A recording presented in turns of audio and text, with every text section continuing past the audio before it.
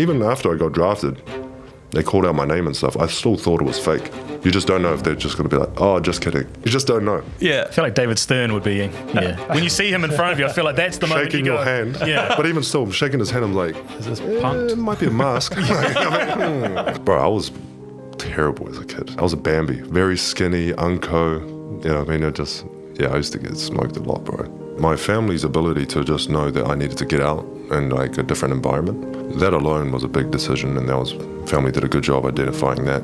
So then I just go to basketball and then Kenny, just amazing luck running into Kenny. Because I don't really like basketball like that, but I knew I really liked to work out.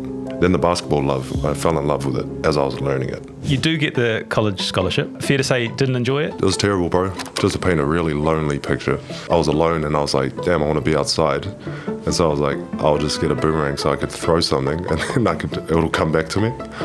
And then I threw it and I suck at boomerang, so it just landed. So then I was just there in the field, just throwing, walking back and forth. The OKC Golden State playoff in 2016. You got kicked in the nuts a couple times, right? Draymond Green? Yeah. It definitely happened twice. One was like a clear kick. The other one was like a knee, but it was like a suspicious knee. And this hasn't really been talked about publicly before. You've put on 24 Steven Adams camps in New Zealand, 10,000 kids, 11,500 singlets, 12,500 balls, and it's all for free, supported by you. People looked after me when I was trying to play basketball and come up and stuff. There was many people along the way. I just feel like it's my duty to just give back. How do you think about the future? Will it be in New Zealand? You got the contract with the Rockets, but are you the kind of guy that has a 5-year, 10-year plan? Like, have you got things you want to achieve after basketball? This week on Between Two Beers, we talk to Steven Adams. Steven is the most successful Kiwi NBA player in history. 12 seasons, nearly 800 games, 4 franchises, over 350 million in career earnings, that's in New Zealand dollars, and the first Kiwi ever drafted in the first round.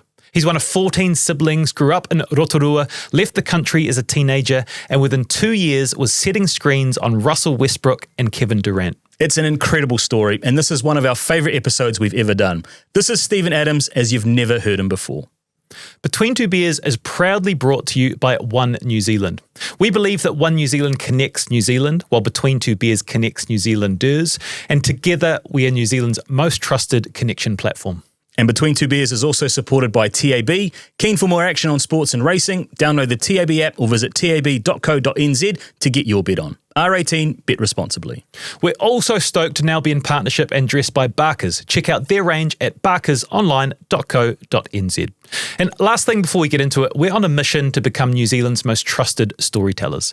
If you enjoy the podcast, it would mean the world to us if you subscribed or followed wherever you're watching or listening. It genuinely helps us grow, attract bigger and better guests, and keep bringing you the best conversations we can. Enjoy! Steven Adams, welcome to Between Two Beers. Thank you, guys. There's no way of you knowing this, but we started this podcast 6 years ago in my Hamilton garage, and since then, we've often been asked who our dream guest is, and it's you. So we're super excited to have you here in the One New Zealand studio with us today. We actually brought you food. The Uber steak has just arrived. We might bring it in a little bit because Jen Jones at Meadow Fresh said, if you want a good chat, make sure he's well fed with a steak or two steaks. Two steaks. Yeah, usually 2 steaks. But, and also, the rider was tomahawk steaks, which are very difficult to get at 2:30 p.m. on a Monday. So just have a look at the steaks and see whether you're interested in. If you don't, look, we're okay with it. We'll bring them in soon. But you've just been with Matthew Walters, former Between Two Beers guest, at a barbecue. Did he get you well fed? Yeah, bro. He broke down some sausages and some steaks and stuff. He's got a really nice house as well. Yeah, it's really, I forgot where it was, but like it's really beautiful. But all those boys are freaking cool, man. Yeah. They're really chill, man. They got a really good story and they're just laid back, man. Did Machu big us up at all? Because we've had him on before as a guest. Did he say anything about us? Oh, it's okay if he didn't. It's totally about it. But he would have, bro. Wasn't on the agenda. Yeah, I bet you he would have, bro. No, I was hoping he'd pump our tyres up at least. Fishing for compliments, eh? Tricky start. On the steaks thing, on the food, it's come up a lot. We've done a lot of research for this because everyone's talk about the food. And we've heard that 2 steaks, anytime you go out, one doesn't quite cut the mustard and you eat them with your hands. Is that accurate? Not entirely. Like if I'm with the team and stuff, and I eat by myself, like at a takeaway order, then I'll do it. But like if I'm in an establishment, I'll use my knife and fork just because I don't want to terrify these guests who are there to have like a night out. Just seeing this fucking dude eating steak and shit with his hands, you're like, what the fuck? But I heard you'll never burn your mouth if you use your hands. That's right, brother. You know what I mean? That's why I use my hands. You'll never burn your mouth. Because you did the carnivore diet for a couple of years, but you're not doing it anymore? No, it was a bit of a hybrid. I kind of said it was carnivore because it was just easier to explain. But all I did was just strip down all my previous diet to just meat. And then I started adding stuff. And depending on how my body reacted to what I ate, I would leave it in or take it out. So that'll go from different vegetables to like even like certain meats that I'll just like leave it in. I'll feel some bloating or I'll feel gassy or something like this. I'll just take it out and just leave it out and just stick with a different diet. Yeah, but it's a hybrid. There's a lot of fruit and stuff like that, but not full carnivore. Liver? Yeah, some liver in there? Yeah, liver was good, bro. Yeah, liver's all How good. do you just eat that or do you mince it or what's I'll the... just fry it, bro. On frying pan. Sweetbreads. Yeah. What did you say? Sweetbreads. Sweetbreads. What's that? It's like little parts of like liver and organs and stuff. Oh, I've seen this. Yes. Yeah. What is that? I think if you don't know, it's a trick for young players. Yeah, yeah. I'll have the sweetbreads and then you find out what it is and you go, Yeah. No, it's on. It's on. It actually freaking helped me out a lot too. You can feel the difference, especially if you're doing that. So I did that carnivore strictly for like maybe a couple weeks or something like that. But I was just using it as a tool to just reset diet-wise. But yeah, in that 2 weeks, it was just kind of weird. Energy was kind of low. Then I started eating liver, and then it was like actually got a bit higher. Yeah. So it was kind of weird. I bet it must all be so dialed in with you, I imagine. Is everything getting measured? And so like the different things you're eating will have different results and that's all? Yeah. I'm pretty interested in that stuff naturally. So I'll do I'll go out and do my own blood labs and stuff like that outside of the team. Just because I'm just interested in the numbers of it. And then I try and optimize where I can. Yeah, not too hard because then it's just, I don't know, just in terms of just choosing to convenience. But other than that, bro, just try and do the best I can, yeah. So what have you bombed off? What does not, I can't even talk. Agree. I'm so nervous. Fuck. Yeah. But, What does not agree? What does not agree? What doesn't agree with Steven Adams? bro, there was like, Slow down, huh? yeah. Like a lot of the leafy stuff, like cabbages in that, like, I don't know. It just makes me super gassy, bro. So I was like, I don't think that's unique to you. I think that's a... yeah, that's a common, yeah. I share this with a lot of other humans, dude. But yeah, I was like super gassy. And so like, yeah, I was just trying to find stuff that like, if I ate it before a game or working out, does it sit appropriately? You know what I mean? And a lot of that food I had to scrap out because I was just bloated and you just feel crap, bro. You're trying to train, we're getting like a little bit of bloat. It's like, damn, bro, it sucks. So yeah, stripped a lot of those out. Mostly leafy greens and mostly vegetables. That's what I found out. Just leave the good stuff in. Yeah, just meat and fruit. I was like, bro, that's pretty good. A few eggs in there too, huh? Yeah, eggs as well. Definitely got to get the eggs, bro. From our sources, we've heard you back in New Zealand for a wedding. What is Adam's family wedding? Yeah, bro. What does that look like? That was pretty cool. Yeah, it was my brother Sid. So he got married on Friday, and it was beautiful, bro. It was unbelievable. But yeah, I just flew in for that, and most of my family could make it. So obviously it was like, it's cool to see some normal height, looking eye to eye. Normal height for not you. really like looking down at a lot of people. Well, her side of the family, we had to like, oh, hello. But then our family's like, hi. Yeah. Just straight eye to eye. So it was pretty cool, man. But it was just awesome, just like any of those events where you could just like see the family again. It's kind of weird growing up because like you just realize how much time just flies and then you don't really have you have these opportunities for everyone to come back and those are just always special.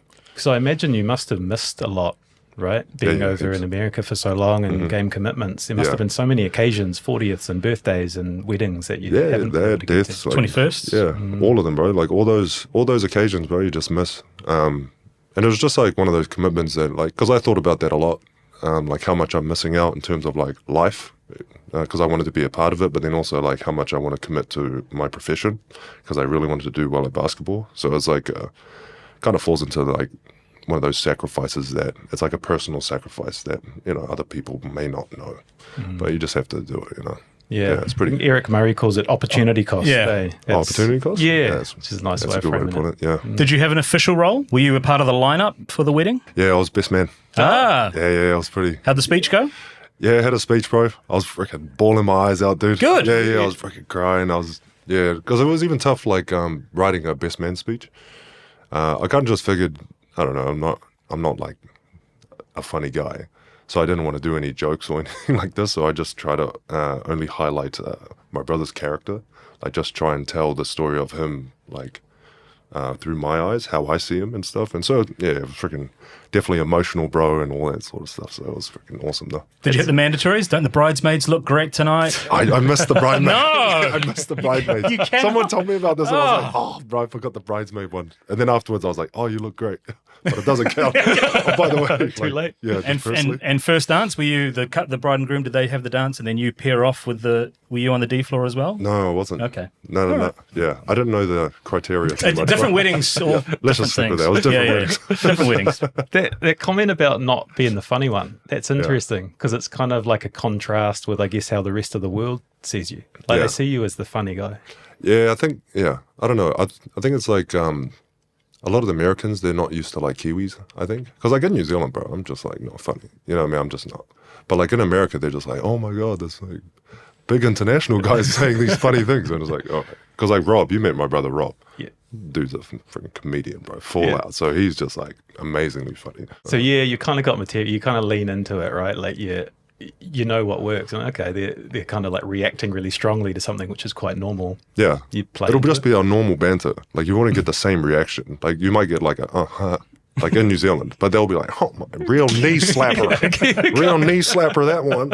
You know, like, calm down, man. We've got a lot of questions about the wild world of the NBA, but we've done a lot of prep for this app, and one of the things we've uncovered is the incredible amount you give back to the community. And this hasn't really been talked about publicly before, but through the Sport Pathways group, across the last 11 years, you've put on 24 Stephen Adams camps in New Zealand, from Invercargill to Whangarei, 10,000 kids, 11,500 singlets, 12,500 balls, and it's all for free, supported by you. I want you to tell us, if you're open to it, sort of why you're doing this, what you're trying to achieve, and a little bit about the camps. I mean, the main thing, just promoting just basketball in general, just like having fun and all that. But like if you're, like the motivation behind it started when I was with Kenny McBennett. So he would go to like in Wellington, like some of the really rough areas in Wellington, and he would just throw on like little mini ball camps, you know what I mean? And it's like, it was interesting to see because as we grew up, we would hear always all the stories about like Kenny Mac. You know, people come up, even now they'll come up just like, oh, Kenny used to come to my school and we used to do camps. And like, he really like woven himself into the fabric of like that community. And so like when he was with me in the States, we talked about this a lot, how much like how to give back. Because like I grew up through his system. And so it's just like a part of the ecosystem where, okay, I made it here, I want to give back. But even the players that he dealt with in like those rough areas, they're actually giving back too. It's just different scales, right? So we're all doing the same thing, and it's still from Kenny Mac, what he started. So it was really cool from that and that standpoint. And that's all this is. And just like getting the right people around me. So the Pathway boys, just awesome group of lads helping me just like fulfill this, you know? We watched your team sent us a video which hasn't been made public yet.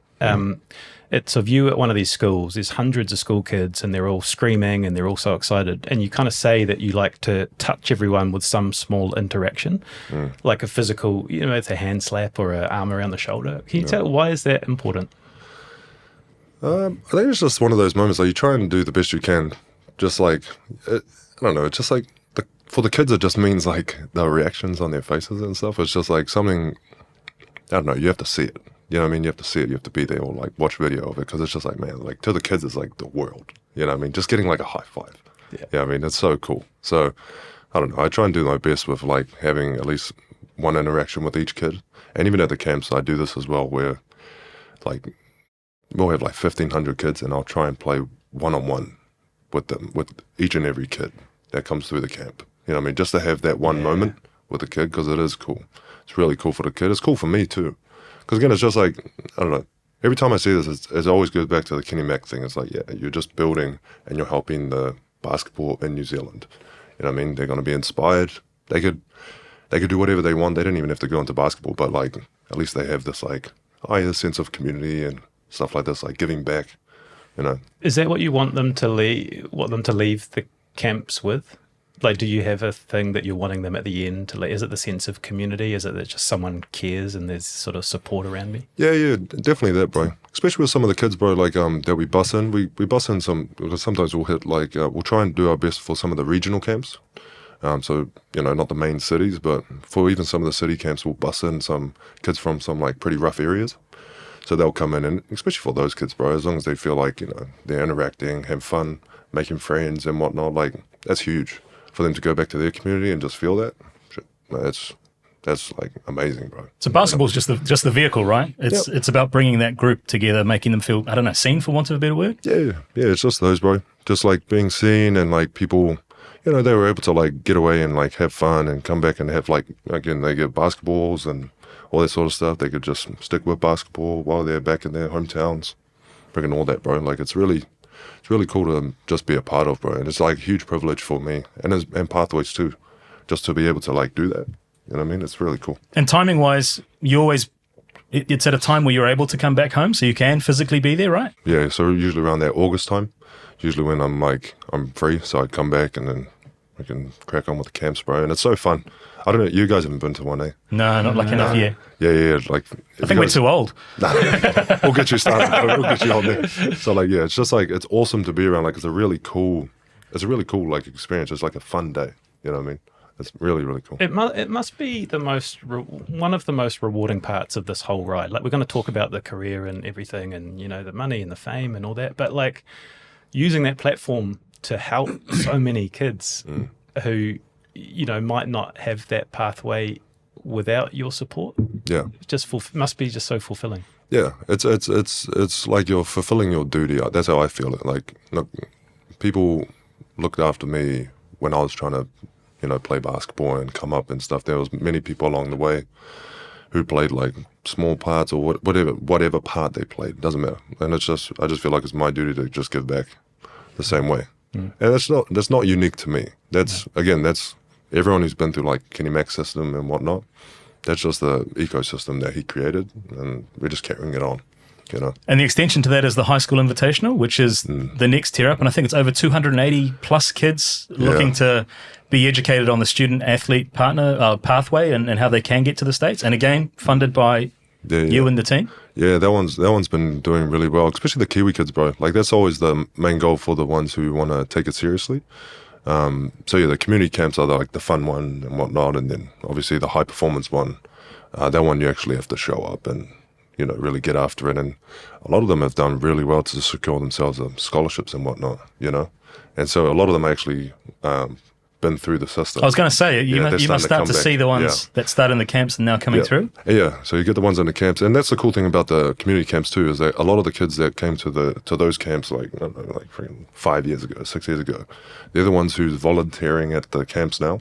You know, right? So like they're giving back too, you know, because they're volunteering, they're helping out with drills and all that sort of stuff around the kids, and it's just amazing to see, bro. Because again, it's just like that big ecosystem, just about giving back. So, yeah. It's cool to shine the light on the stuff because it is sort of like, it's not very public. It's cool just to hear what's going on. We spoke to Zach Lassie, who's one of the trustees at the Sports Pathway Trust, and I want to read out what he said. He said, "We run what we informally call a no dickhead policy. It's not official, but it captures it perfectly. That means everyone involved has to be in it for the right reasons. Kids first, fun, opportunity, and education. If someone is there for self-serving interest, they don't last long in the group. We suspect this ethos comes directly from Stephen. We see it in how he operates and in the brands he chooses to associate with. We try to stay true to that. We don't just take the money and run, which means the people and sponsors around us are generally good ones. I personally would also like to invite any sponsor that thinks like that to give us a call and come on board." Kind of joking, kind of not joking. Zach seen an opportunity to shoot a shot. Yeah. But that no dickheads policy, that seems to me like an ethos that, yes, for that, but also for you in life, that you don't really have time for dickheads. You don't sort of suffer fools. Yeah, I thought that was just like that's just a natural Kiwi thing. I think it started with the All Blacks, I think. Yeah, so I think that's just been ingrained, especially for maybe my generation, maybe. I don't know, for our generation, you know, so we just kept it through and it's worked out really well. Honestly, it's filtered a lot of noise, because again, you bring on the wrong people, like that kind of make distractions. Again, the kids are the ones who miss out. You know what I mean? So obviously trying to again, kids are number one. They're number one priority. So again, the no dickheads one is all about like, okay, are you willing to just give? Everyone on board is sacrificing somewhat just to like put these things on, you know? So that's the type of people we need. And if people do feel compelled or moved that are listening to this to get involved, do they just kind of check you guys out online? How do they connect in? Yeah. Just the pathways will be online. You can find them online. There's plenty of ways to reach out. But yeah, if you want to get involved, just reach out. Pathways online. But just before we leave that, the last piece, I think the newest piece is taking a boys team and a girls team over to the States as well for like an overseas experience. Yeah, so that's been a part of the high performance. Is we fly the one girls team, one boys team over to the States, and they'll play in different tournaments over there. And the reason being is just like we're trying to increase exposure for the American scouts for colleges. So they're usually very present in those tournaments. So get the kids there, they're in front of their eyes. Then it's basically in their hands whether they get a scholarship or not by how they perform and what, you know what I mean? So that's been really, really good, really helpful for them. Because again, it's just exposure, bro. As long as you get them on there, they're on the radar of the scouts, brilliant. I want to take us back to the start, but first I want to provide a little framing for the listeners. So you're currently in your 12th season in the NBA across 4 franchises. First it was Oklahoma City Thunder alongside Kevin Durant, Russell Westbrook and James Harden, and you developed from a raw 19-year-old into one of the most physically dominant centers in the league, a genuine fan favorite.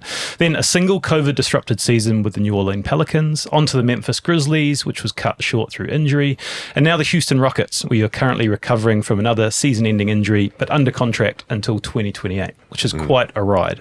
But I want to go back to the beginning of the journey. So youngest of 14 kids in Rotorua, but a bit of a complicated dynamic. I sort of wanted to open it with, how do you reflect on your childhood in the early days? It was really fun, bro. Especially back then. It was really cool, like big family, a lot of wrestling, like beat-ups and whatnot. Like it was really cool. Especially like before the internet, bro, just like, I don't know.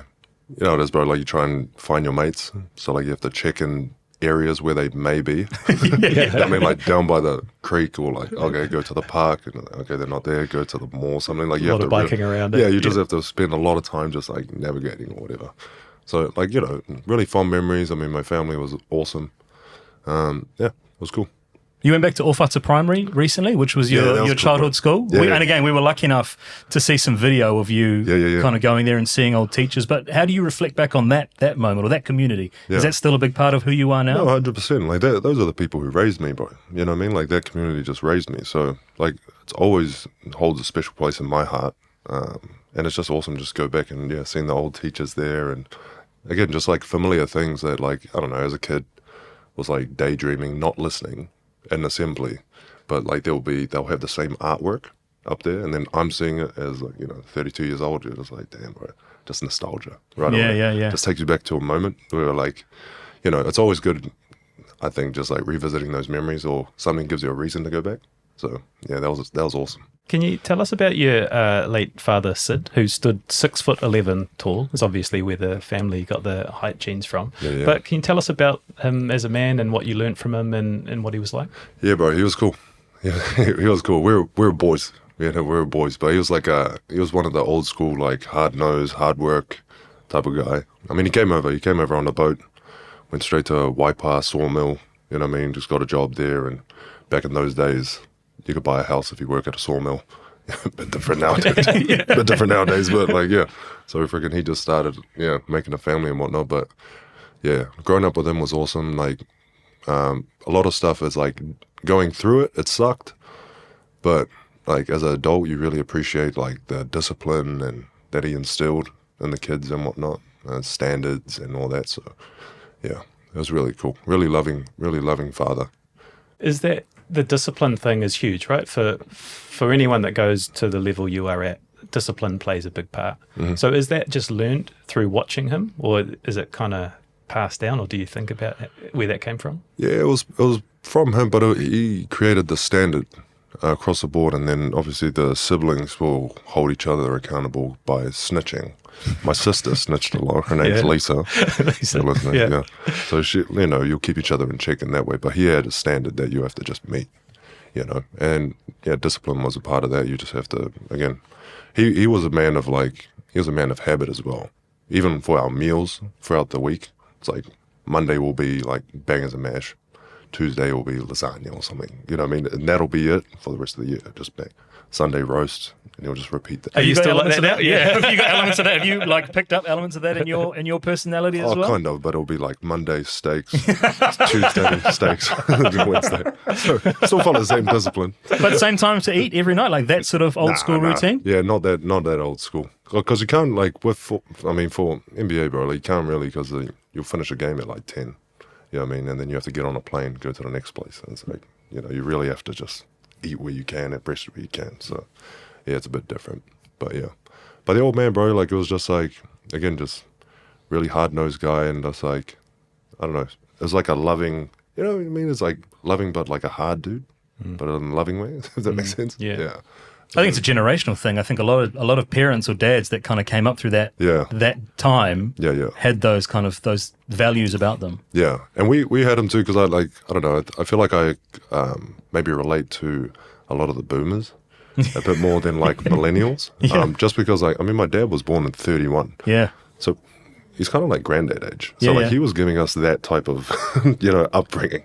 So it was like it was actually really awesome. Yeah, mine was 35, like, born in 1935. Oh, for real? And same thing. So your dad would have grown up through rationing through World War II. Yep. And That's so right. he would have a certain perspective on life and, straight up. and the way things were. Yeah. I know exactly I feel like I know the household that you would have grown up in with some of those things. The values there. Yeah, the totally. values that they were definitely, that they went through, and they're trying to make sure that their kids like understand it. Yeah. So we had the same. And out of the household comes yourself, Dame Valerie, Lisa, who are the three, I guess, that capture New Zealand's sporting attention. But the whole family, right, had the potential to be world-class athletes. Is that fair? Yeah. There's definitely like more athletic. Like our sister Gabby, she's very, very athletic. She could have like went on to do like whatever. And like a lot of them just comes down to like just life situation. Like they could, but it's just like, you know, life happens, circumstance. They need to like pivot and whatnot. And even still, what's good about my family is that no matter what they do, they kind of really don't play the victim card. You just work your way through it, you know, and that's what a lot of the family did. But they very much could. All of them are just like tall, athletic. They definitely could have went on and, you know, did some like maybe NBA or something, like endless potential. Yeah, what did backyard sport look like growing up? Was it just all these like incredible athletes just getting amongst it in the backyard? Yeah, like when we had our family reunion, it was like that. Like especially seeing my brother, I was like 12 or maybe 11 at the time, and just like it was just amazing for me to see these like massive humans. And you're like, holy shit. Bull rush? You play any bull rush? Oh, I did. With the family? Nah, not with the family. Not back then. They weren't moving too great, but just like yeah, man, they weren't moving well. But we definitely played amongst ourselves. Like, Yeah, I remember. Were you always the last to be picked? I imagine you'd be like, okay, Stephen, when everyone is in the middle, so that they can all kind of pile on. Bro, I was terrible as a kid. I was a Bambi, very skinny, unco. You know what I mean? I used to get smoked a lot, bro. Do you have a bit of speed? Nah, none at all, bro. Like I had bad hands and everything. Like there was a time where like I was playing rugby for our primary school. The other team would kick the ball to me. They've targeted you. Targeted me because I dropped the ball every time they like knock it on. They did this 7 times in a row. So the coach like put a guy next to me. So wherever I stood, like he had to stand and he had to catch the ball. I stopped playing after that, bro. I was like, let's screw this game, bro. You think these guys are still dining out about it now? Bro? Because I feel like you're the sporting equivalent to Stan Walker, where everyone's kind of got a Steven Adams story, where at one point they dunked on you, or at one point they shot a 3 over you, or you dunked on them. There's lots of different connections. Marketing Marcus was dining out on that before. Yeah, he said Harbour Secondary Schools, and Wellington came up. Oh, for real? Yeah, you guys put 50 on them. Oh, yeah, he came on and went out again. I don't want to. It's not my story to tell. And in an alternate universe, you could have been a shot putter as well, if it wasn't for a certain Jack O'Gill. Oh, bro, yeah, that was crazy. Yeah, he's good. That guy's good. He's real good. Yeah, because I remember competing against him. I actually ran into him. I was wondering if he remembered me. He definitely remembered me. The first thing he said was like, "Oh yeah, you showed up with no shoes and a 2-liter bottle of milk." I was like, "Yeah, that was me, bro." Because that was to like regionals or nationals, I think. He was like, "Yeah, that was me, bro." But yeah, he's an amazing athlete, that one. But yeah, I tried in because like in New Zealand sport, like New Zealand, growing up in New Zealand school, you just try everything. You know what I mean? So I did pretty well on the all the field events, not track though. Running again, bro. I'm not fast. I hate running, stuff like that. High jump? High jump, I was doing all good. Question. Yeah. High jump, I did Just all kind good. of step over it, eh? Yeah. Yeah. Those were my events. Was just high jump and shot put. Yeah, tried discus, but that was tough. Was it the scissor jump when you were doing high jump? Because that was quite... No one really knew how to do the flop at school that I remember. Yeah. You'd always... I did the scissors for one, and then like I was trying to learn the flop. But then like there'll be like this small white kid, I remember, he's just like, he had the technique down. Some Hamish Kerr guy or something like that.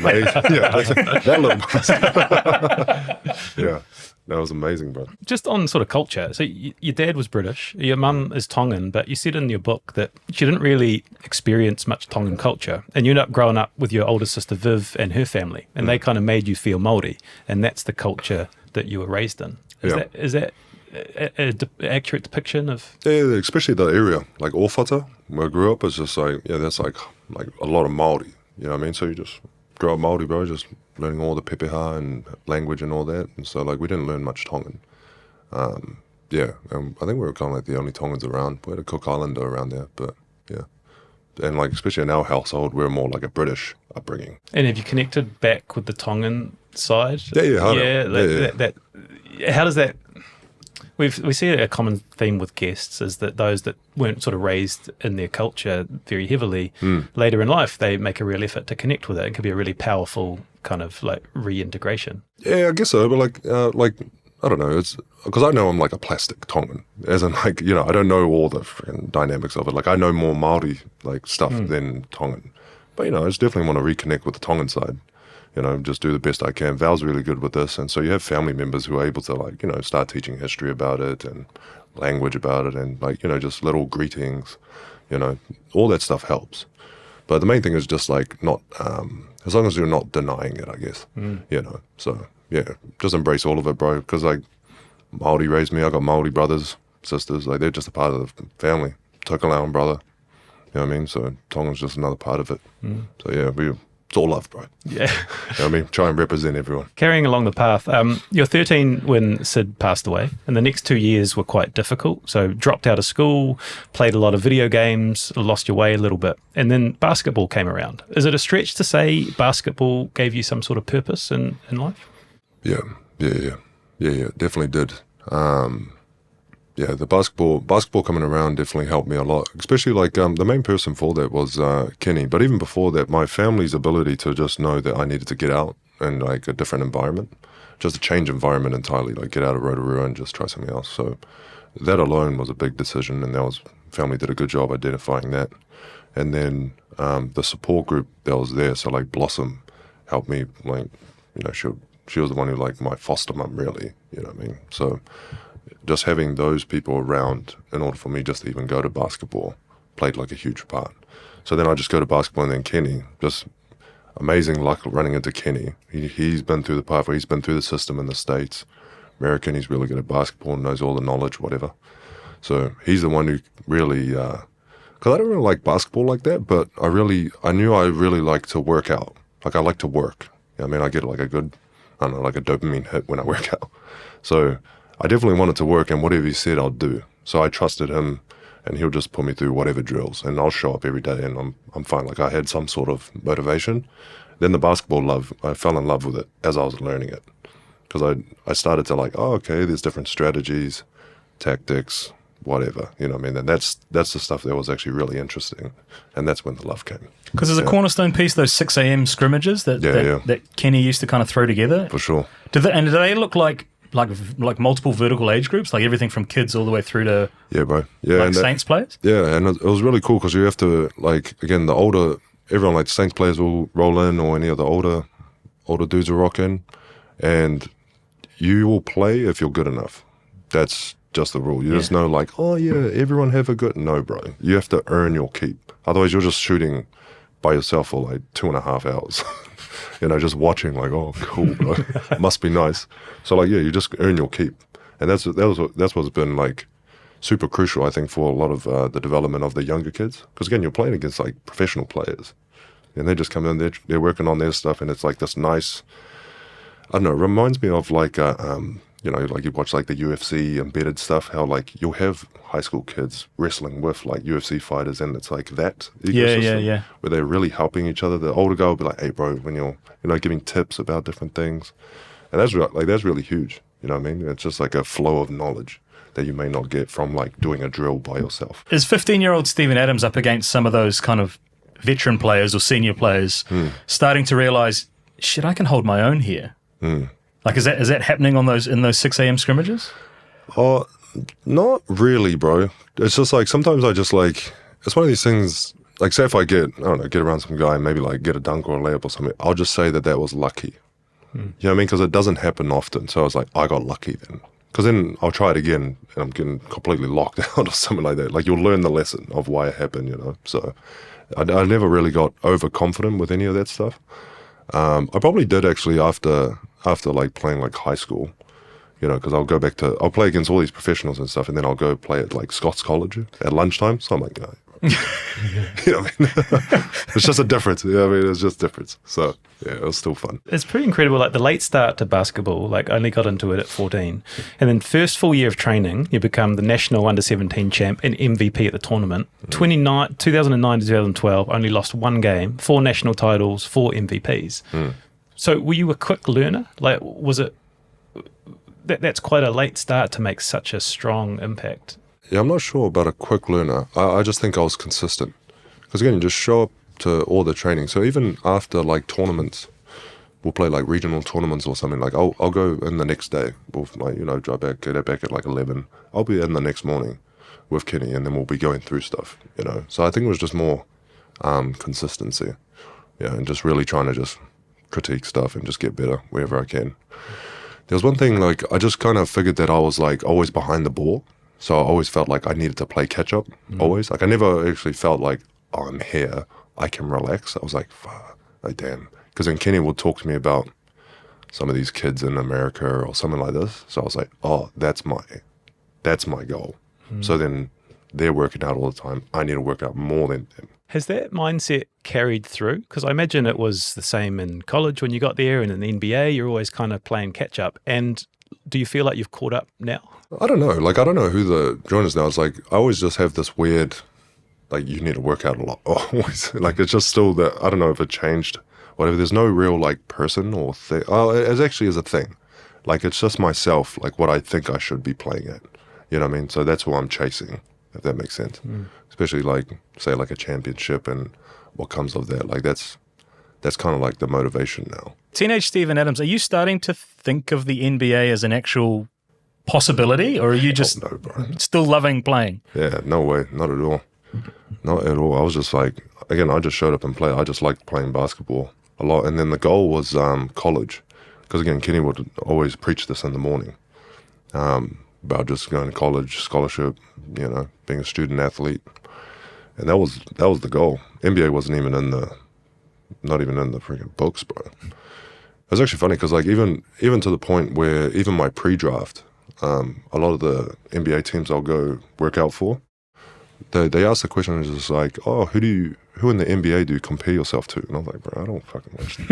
I don't watch the NBA. Well, you couldn't bro. watch it here then, right? Yeah. Was it absent from the screens? Yeah, I don't even know. I didn't even watch. I was watching like Mika Vukona, bro. So like, I actually answered that. Like, one of them asked me. I think it was Cleveland Cavaliers. They asked me, like, oh, like, bro, like, who do you compare yourself to? I was like, Ed Book. Yeah, I was like, bro, do you know Mika?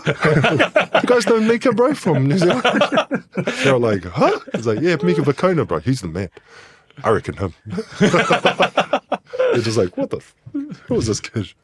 But yeah, but that's how like detached I was from like the NBA, and like it happening. It was just like, oh wow, like cool. Even after I got drafted, they called out my name and stuff. I still thought it was fake because it's just like, I don't know. It's like a weird moment. You just don't know if they're just going to be like, oh, just kidding. Yeah. You know what I mean? You just don't know. Yeah. I feel like David Stern would be. Yeah. When you see him in front of you, I feel like that's the moment shaking you go, your hand. Yeah. But even still, shaking his hand, I'm like, Is this punked? it might be a mask. I want to get us to the draft, but you do get the college scholarship. You go to Pittsburgh for a year. You do it's a prep school on the way through. But fair to say, you didn't enjoy it as far as hated it? It was terrible, bro. Yeah, it sucked. Freaking hated it, bro. Because It was just really hard because I was away from home. So, missed, I get homesick and all that sort of stuff, like miss my people, family, just everything's different. It was just a real culture shock. So yeah, that was really tough for me. But you still just like crack it. And my coping mechanisms weren't the best either. Like I was just trying to do the old school, like, just tough it out, G, tough it out. So yeah, I didn't really go talk to many people at all about it. I was just like, nah, as a part of it. For some reason I had this idea like, yeah, you'll be better afterwards. Just like go through, like in terms of like, oh, this is painful. It's like, oh, good. Because then I'll be a better person with the amount of pain. If that makes sense. It was weird like that. That was the mindset. So yeah, I think I just fell into that, bro. But like, I'm not saying like it was entirely bad, because like the players that I played with there, and even just the people, they're like some of the coaches, like they're really awesome, bro. Like they're really supportive, really good people. Yeah, and they were just like really helped me in terms of just getting better as well as just advice. One of them even told me just to go to the league after the first year. He was just like, bro, get out of here, bro. Because he kind of looked at my situation. He was just like, bro, don't. Like, if you stay in there, it's going to be bad for you. So just go for it. And I was like, all right, thanks, bro. Yeah. His name, Dante was his name. Dante, he was good. Do you think back about that advice now and be like, wow, like what the path that it led to, like what a great decision it was? Yeah, I mean, yeah, he wasn't alone. There was a lot of people kind of saying that in my circle, like Kenny, and as well as like an agent we had at the time as well. So it was more like it was cool to have that support. Like I knew that was probably the right decision, because even if a player could see it, I mean, he was giving me that advice. It was just reassuring. Yeah, but it definitely is one of those things where like, a lot of people have come together along my pathway. Like it's not just me, if that makes sense. Like it's not like, oh, I overcame it. It wasn't even me, bro. It was like a lot of people around me. I had like the best support. And yeah, I just tried to just do my best, do my part. But they were playing huge parts as well. What did it look like that difficult year? You talk about you didn't have the sort of coping mechanisms. Was it just literally kind of just hanging out by yourself? You go into your room and just kind of... Yeah, bro. Play Xbox. I bought a boomerang because like, yeah, just to like a boomerang, like a paint a real. What other kind of boomerang? Yeah. I don't know. There's that like boomerang video thing. It's way better. Yeah. So yeah, just to paint a really lonely picture. I was because I was alone and I was like, damn, I want to be outside, and so I was like, I'll just get a boomerang so I could throw something and then it'll come back to me, and then I threw it, and I suck at boomerang. So it just landed. So then I was just there in the field, just throwing, walking back and forth, just like, So yeah, the coping mechanisms were great. Yeah, because there's a picture of sort of college where it's, party culture, especially being like a star on the basketball team. Stephen went to college in America. On a soccer scholarship. Yeah. I walked that same path of you leaving your family behind, and you're a bit lonely, and you walked up. It's a very different paths. Very different paths. But there is the party culture. But what I understand is you kind of, that wasn't your scene, and you kind of like hang out with the nerds almost, like a quieter place on campus. Yeah, it wasn't, especially, I mean, like, the boys at Scots College, what I mean? Like, we'll get rowdy, but like, it's more fun around the lads, what I mean? You just have fun with the lads, but yeah, I don't know. In the college culture, it just gets like messy and gets real trashy. If that makes sense. Like it gets real wild, and I was just like, bro, this ain't even fun. He knows. He knows all about it. It's not even genuinely fun. I was like, bro, no one's having fun. It's just like, yeah, we got to like. I was like, bro, this is lame, bro. Yeah. This sucks. Real culture clash. Yeah, it's just weird. But yeah, again, it's different culture. For them, they're getting like peak dopamine. Whereas like, say for us, it's just like getting a box and just chilling out by the beach with the boys with a fire. That's peak. Yeah. You know what I mean? So like, okay, it's just different. Because drinking age is 21. So we sort of grow up and you have a few beers in the teenage years, and it's like, it's not that big of a deal. So you get there and it's like, you have a few beers. Yeah, cool. They get to have a few beers. Oh my God. Oh my God. Yeah, first time having alcohol. Like, oh yeah. Yeah. All right. It was different. But yeah, I didn't party. I went to like one party and was just like, yeah, I'm good. Yeah. I'm all right. Where's my boomerang? Yeah. Let me go throw this stick around. Wasn't even a boomerang. It was a stick. That's why it didn't work. If anyone's got any footage of Stephen throwing a boomerang on the field, I'm not sure. That paints one of the loneliest things I think I've ever pictured in my mind. Just like trudging along. Bro. But if I got it right, you were named Academic All-American for that year? Yeah, it's all fake though, bro. Is it? Yeah, it's all optics. Yeah. That stuff, bro. Like, I mean, the classes that they put you in is just not even, because American school system is a bit different from the New Zealand one.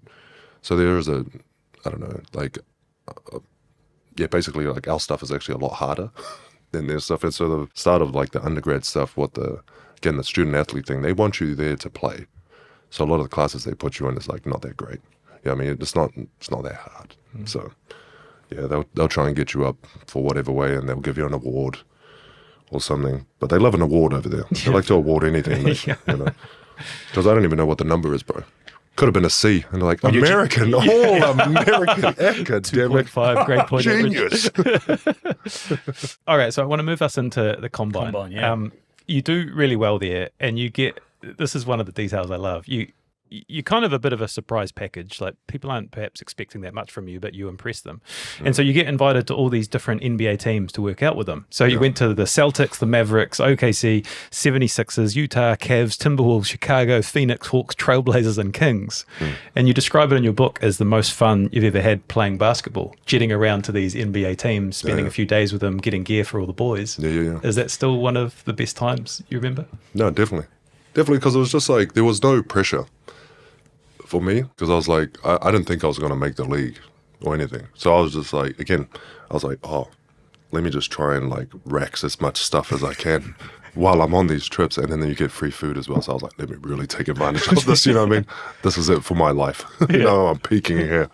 So yeah, it was just like all fun. And then you go in and you play, you just play basketball. And I worked out with Kenny before that, like, you know what I mean? We were getting prepped for it. Like, we took it seriously, but mentally for me, I was just like, I don't know if I'm going to make it or not, but just going to literally take it day by day, maximize that day, and then move on. I know you've mentioned you didn't know if it was real or was going to be real, but before the draft, are there loud noises that you are going to go? You are going to get taken in the first round, second round, third round, however it might work?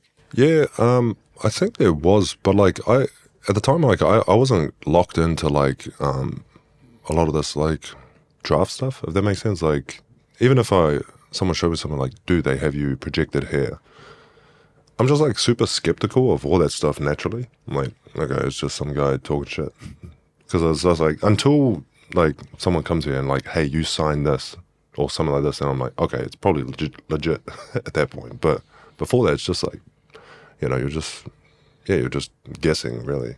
A lot of these like mock drafts, and I didn't believe any of it. How does a hat thing work? Do you have all the hats ready to go? Yeah, they have a few. Okay. They have a few there, but it's like it's already signed because they know who's picking, like which team pick orders there, and then they'll just like, you can kind of tell because you'll see the camera and the people with the hats, and they're just like sorting through it, and then they'll go to a table, and they're just waiting, you know what I mean? And they're just waiting for like okay, it is this, and they're like, put it on your table, like, oh, here you go, you know what I mean? Hand it over. Yeah. Bubble burst. Sorry, everyone. Yeah. It's quite a big thing. How the sausage is made. Yeah. It's an industry secret. They may have changed it too.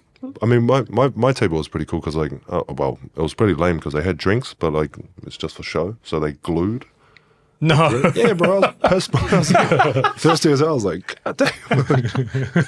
Try to check it off, and we just looked so out of place. Me and my brothers were just hitting it on the table. You reckon it's cold? It's got to be a wild experience, that draft night. What do you remember about like your name being called? You realize you're going to Oklahoma, like hours and hours of media interviews afterwards. It must have just been a whirlwind. Yeah, it was.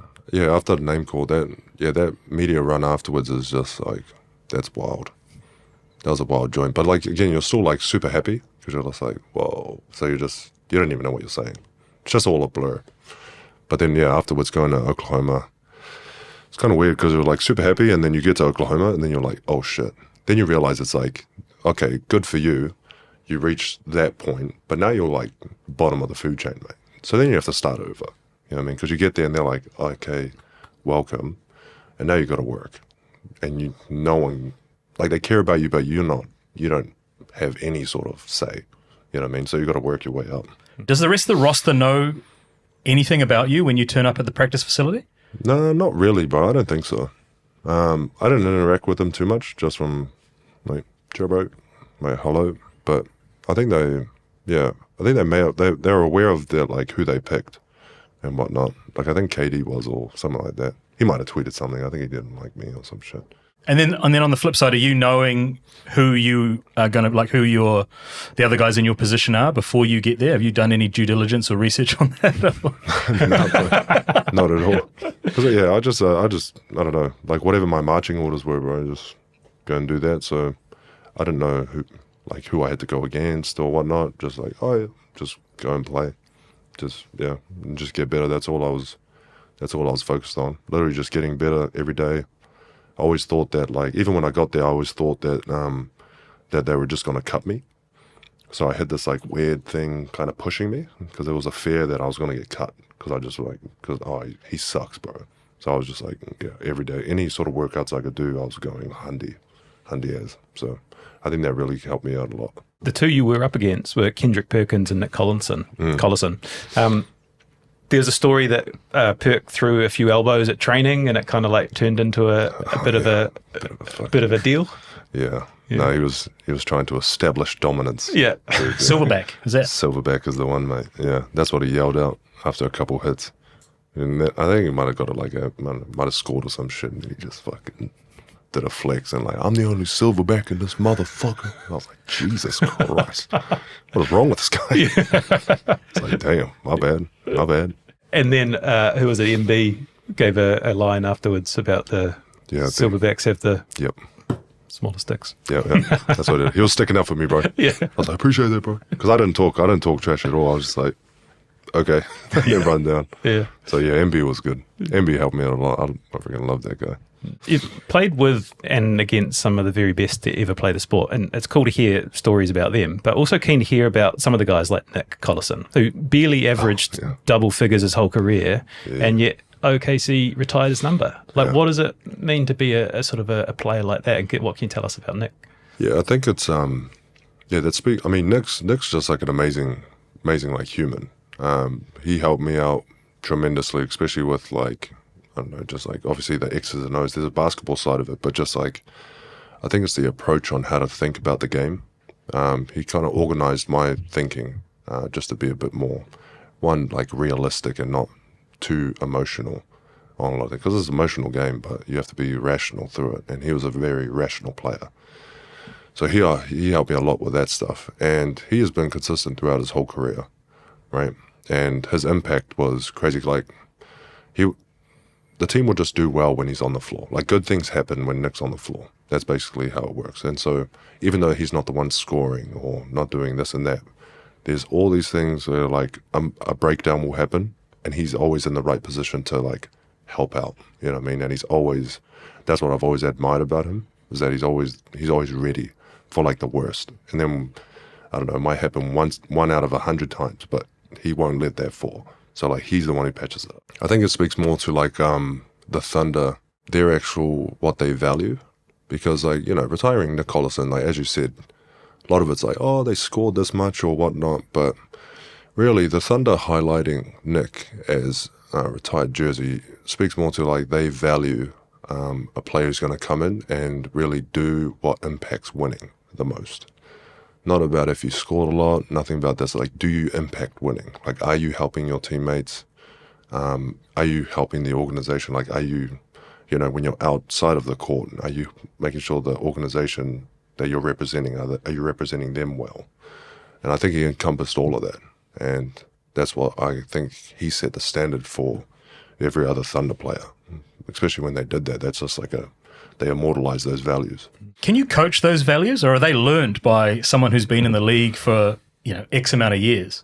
I think you could. I think you need the right player to come around, and then, because it's a culture shift, right? And it's really hard to like.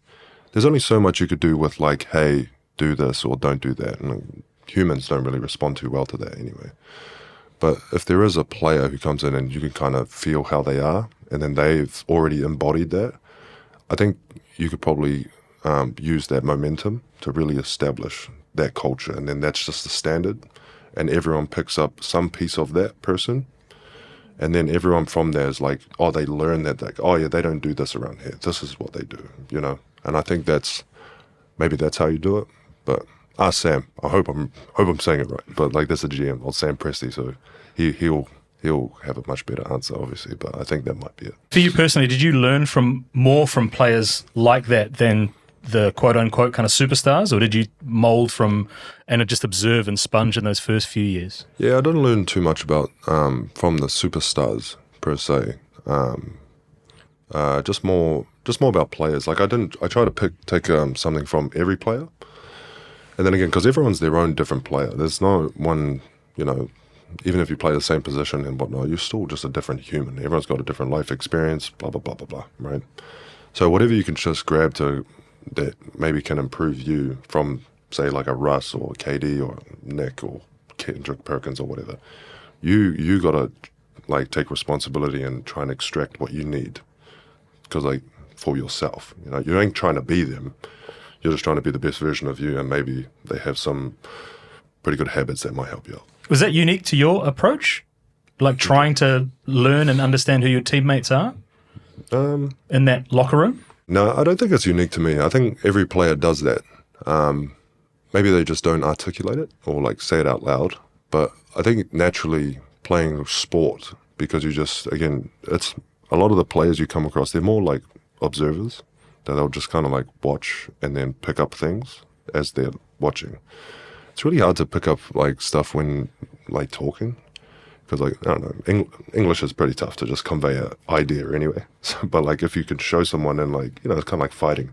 If you could feel someone, distant, you're managing space, managing whatever, like what you're looking at threat wise and whatnot. That's a lot to say and for people to process. But if you're a part of it, you can feel that. So a lot of way more information will be probably retained than you trying to tell them. Is there a common thread that connects the KDs and the Russell Westbrooks? When you talk about these guys that are perhaps at that other level, like is there an intensity around the way that they manage themselves, or is there anything that you see? Yeah, I think it's their talent. They're definitely talented, but I think it's their focus on certain like attributes that they have, especially just to improve different aspects of their own personal game. But like for instance, it really just depends, because like, say for instance, like there is a Russell Westbrook of like screen setting or something, you know what I mean? Mm. But it may not be highlighted or like talked about, or even just like picking someone up full court. There'll be like a Kevin Durant of that particular thing, But again, it just comes down to like what people can actually see. So when you're in the NBA circles, that stuff people know about. You know what I mean? Especially now with advanced stats and whatnot. So a lot of that stuff is starting to like get recognized a lot. So a lot of this is just like what separates them is just more about like how are you most potent. Again, it comes down to like impact winning and stuff like this. Just comes down to, I think, just like how you could be most impactful to the team. And a lot of the superstars that come in, like they're just like a ridiculous talent, but they have that focus as well, and so they could really, like their ceiling is way higher in that one aspect, you know what I mean? And there's some obviously like you'll get like the two-way players, stuff like that. So like you'll have like a Jokic, for instance, where he'll do a lot of different things, like just a ridiculous player, but then you'll have like a Kawhi Leonard, who's like both sides, like a really good defender, super solid, and a really good offensive player, And again, I think it just comes down to that's all just talent and hard work and really like a focus on those things. That's fascinating about what the sort of the media or the perception is outside, and then what the players or the coaches value. Would you say like offensive rebounds is kind of the thing that's become quite sexy and hot in the last few years, and that's kind of playing into your favor, obviously? Yeah, it's definitely playing into my favor. Like that whole advanced stats, actually, my theory is that because once the three-point shooting came around, they started really fishing for a different type of big man. So like the stretch fives and stuff like this. So they were like, oh yeah, good, like, big men who could shoot. There's a lot of players who do what I do, but they kind of went towards, let me try and shoot and whatnot. They're trying to stretch out the game. But the issue is that like they're not actually, the people that they were drafting, they're not used to what I call trench work. So they're not actually good down there and like boxing out and all these like stuff that's not sexy stuff. They're really not good at it at all. So I could take advantage of them very easily and then get offensive rebounds and whatnot, right? But that was I link it to because of that whole trend, because they overlooked that. But then now it's back. Because like honestly, like a lot of the techniques I use and stuff like this, it would not work on the dudes back in the day, like a Marshan Gortat or like a Nene or something like that. It won't work. It wouldn't work. It's much more of a big battle. But now I'm versing someone who doesn't even know any of that stuff. So it's like, oh yeah, this is it's like going to be easy. You know what I mean? For me to get position, it's going to be very easy. Yeah. So, and that's what it is. Yeah. And then now there's a big hype for like the offensive rebounding stuff. So I don't know, I've seen like a few more players that they're like the younger guys are a bit more old school in that sense. Yeah. Starting to like shift back. Yeah. But either way, it helped me out. Yeah. So I'm like, hey, a 3-year contract for me. I was like, oh, yeah. For sure. I can get the offensive rebounds. That's so hot right now. Yeah, hell yeah.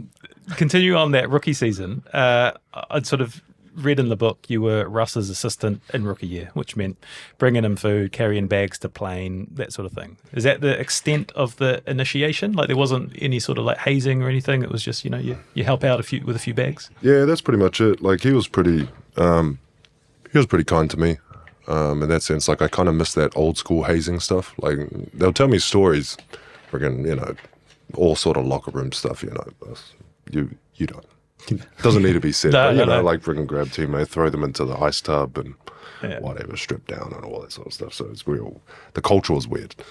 But yeah, by the time I got in, it was just like, hey, just, bring my bags and all that sort of stuff. So it was pretty easy. Mine was chill. And then even now, bro, like there's no hazing at all.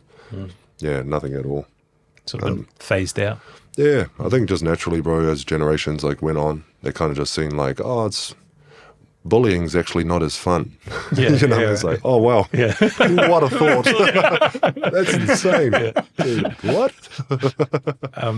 I'd read that Dre and Russ tried to get you to wear nicer clothes. Said in the beginning you were bringing the style down to the team, but then they embraced it and they learned that it was actually your unique style. Yeah.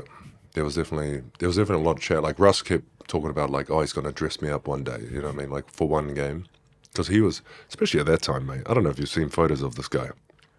He was wearing the most outrageous shit I've ever seen. And I was like, bro, like, because that was my first, like, introduction to fashion. Yeah.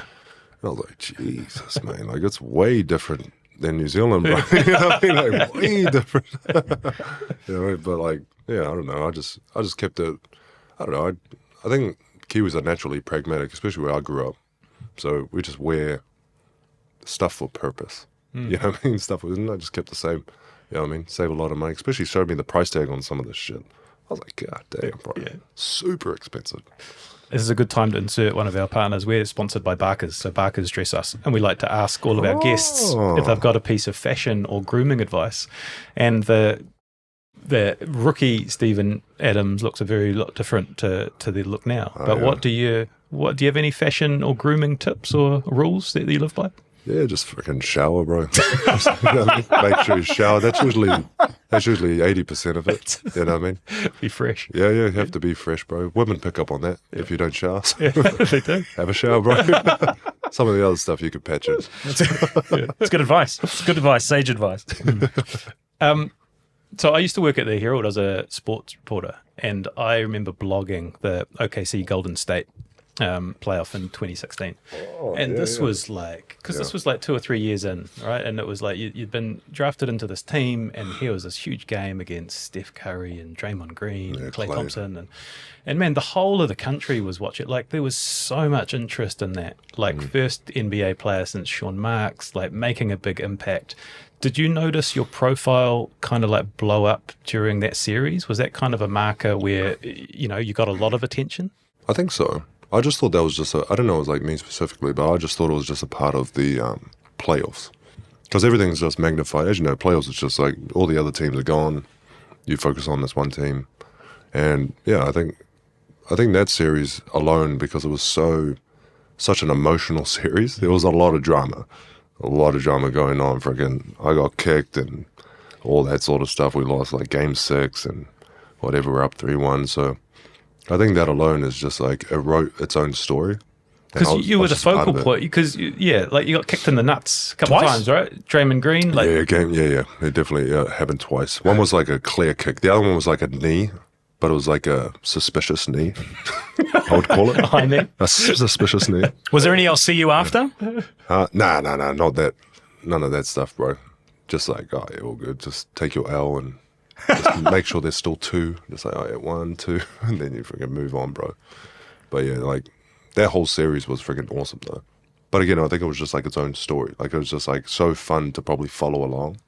Like, as a player, it was amazing to play, and it was just like a ridiculous. Even the atmosphere, like, of the fans was just insane. Like, the Oklahoma fans, they're like crazy loud. And then when we go to when we go to Golden State, their fans are just freaking vicious, talking so much trash, bro. And it's cool. yeah. Yeah, it's really fun. You captured the nation's imagination because like the underdogs, you come in, you go 3-1 up and lose 4-3 in the 7th, and it just, I don't know, it felt like this huge swelling of interest in basketball sort of around you. Yeah, it must have been a cool ride to be on. Yeah, it was definitely cool. Yeah, especially just any time for that stuff, bro. Especially my line of thinking at the time was just like I'm always representing New Zealand. I think that's what a lot of it too, with like a lot of my reactions. Like, I don't react to a lot of things, like say the kicking the nuts and stuff, because I just think it's like again, like you're representing a country, so you want to make sure that people like, oh, they're all good, you know what I mean, like they're good people or whatnot. So yeah, I think there's a bit of that. You've done a lot for the coolness of New Zealand on the world stage, I reckon, because I didn't think about that. The way you hold yourself is reflective of New Zealand. That's, for a lot of Americans, that is what they think of New Zealand with you, right? Yeah, like it might be your first, like that might be their first interaction with a Kiwi or something. Yeah. Like, oh, Steve's that's a New Zealand. You know what I mean? It's just, Showers all the time. It smells good. Smells great. Doesn't take much. Yeah, bro. So it is a bit of that, I think. Keen to get into sort of behind the scenes, like, I don't know. I got so many questions here. I don't know where to go. But like off court, the life of the NBA star and its private jets and hotel rooms and millions of dollars. Is it just a different world? Like, is it just all a bit surreal? Yeah, it's definitely a different world, bro. Especially being from like Orfata, Broders. Yeah. I mean, it's a way different experience. But a lot of it, bro, just all essentially still comes down to the same things. Like, you have to still show up and work. Like, your work ethic, your discipline, all that stuff needs to be refined, regardless of money or whatever. Especially when you're trying to accomplish a goal, that stuff can't waver at all. And it's like, what I see is like a lot of players, they love basketball, and then they come into the NBA, and then they fall in love with the lifestyle. And so the basketball becomes secondary. And then you see them really start to decline. Then they're out the league, And that's, again, to your point, there's like, oh, millions of dollars, fame, and all this sort of shit. But like, at the bare bones of it, like, it comes back to what got you there in the first place, mate, which was just like your focus, your discipline, your attention to detail, all that hard work. And so that stuff can't change. If you lose that, then, I mean, probably not a good thing, mate. You've kind of gone to the other extreme of that, because there was a viral photo went around, I don't know, a little while ago, of your apartment, and it was like a blow-up mattress on the floor with a sleeping bag. Yeah. Like that's the other extreme. Is that the home setup? Yeah, I got a bed now. Spoiled myself. Yeah. I was, after that photo, I got freaking messages from all my family. Yo, what the fuck are you doing? You okay, bro? Any bed sponsors come on board and say we can hook you up? Hi guys. I would like a freaking mattress sponsor, please. Yeah. No, not yet. But yeah, I got me a bed and all that. But I don't know. I don't need much. You know what I mean? Now again, it's like, the living situation is very dependent on like if you have a partner as well. So I probably live the same as a lot of other single dudes. You know what I mean? That's just like, oh yeah, just get a mattress, bro, and a TV with some Wi-Fi. Your gaming setup. Yeah, you're good. A drink stacked with a fridge stacked with drinks. But yeah, obviously it changes. Like if you got a partner or something, then you'll spruce it up. Yeah, everything you gotta. Then you gotta start. Because I mean, that's what you're meant to do, But yeah, I like living minimalist. Yeah, you'd say. Just getting into the weeds of like a game day. If you've got a home game, what does the actual day look like if it's a nighttime tip-off? Yeah. So if it's a 7 o'clock game, typically the team will meet at 10 a.m. and that one will be like a half an hour. There'll probably be like an hour and a half-ish if you're really pushing it. But like first part's film, you go over film, other team strategy, blah, blah, blah, your own strategy, tactics, whatnot, touch up on some things, get some touch shots just to feel good. And then, the game's at 7, but everyone has that's like the team joints. Before that, everyone has their own individual stuff. So if you like to lift or get your treatments and stuff like that, usually come in before the 10 o'clock. So you'll be there at like 8, 9, depending on the person. Come and get all that stuff, and then you'll just go back and rest. My one is that like after the 10 o'clock one, I'll go home, try and like eat, and then try and nap, and then I'll show up. If it's 7 o'clock, I try to get there at like 3:30. 3:30 game, and then I'll just start my routine. Again, just getting the body open, treating different things, soft tissue work, all that sort of stuff. Then get on the court, touch up, and then get ready for the game. I'll watch over some film as well, just like if I feel like I need it, but I don't want to cloud. I don't want to cram study too much. But yeah, and then just 7 o'clock game, and then tip off, bro, ready to go. And then, like, you go back to back to back to back some nights as well, right? Yeah, so the game will finish. So say if it's a home game and then it's like a back to back, we have to leave. I don't know, game finish at like 10 o'clock or something. You'll get out. Then you go straight from stadium, straight to the airport. Then you fly out to like the next destination. Maybe get there at whatever time. Hopefully it's a short flight, but some of these are like, bro, it's pretty rubbish.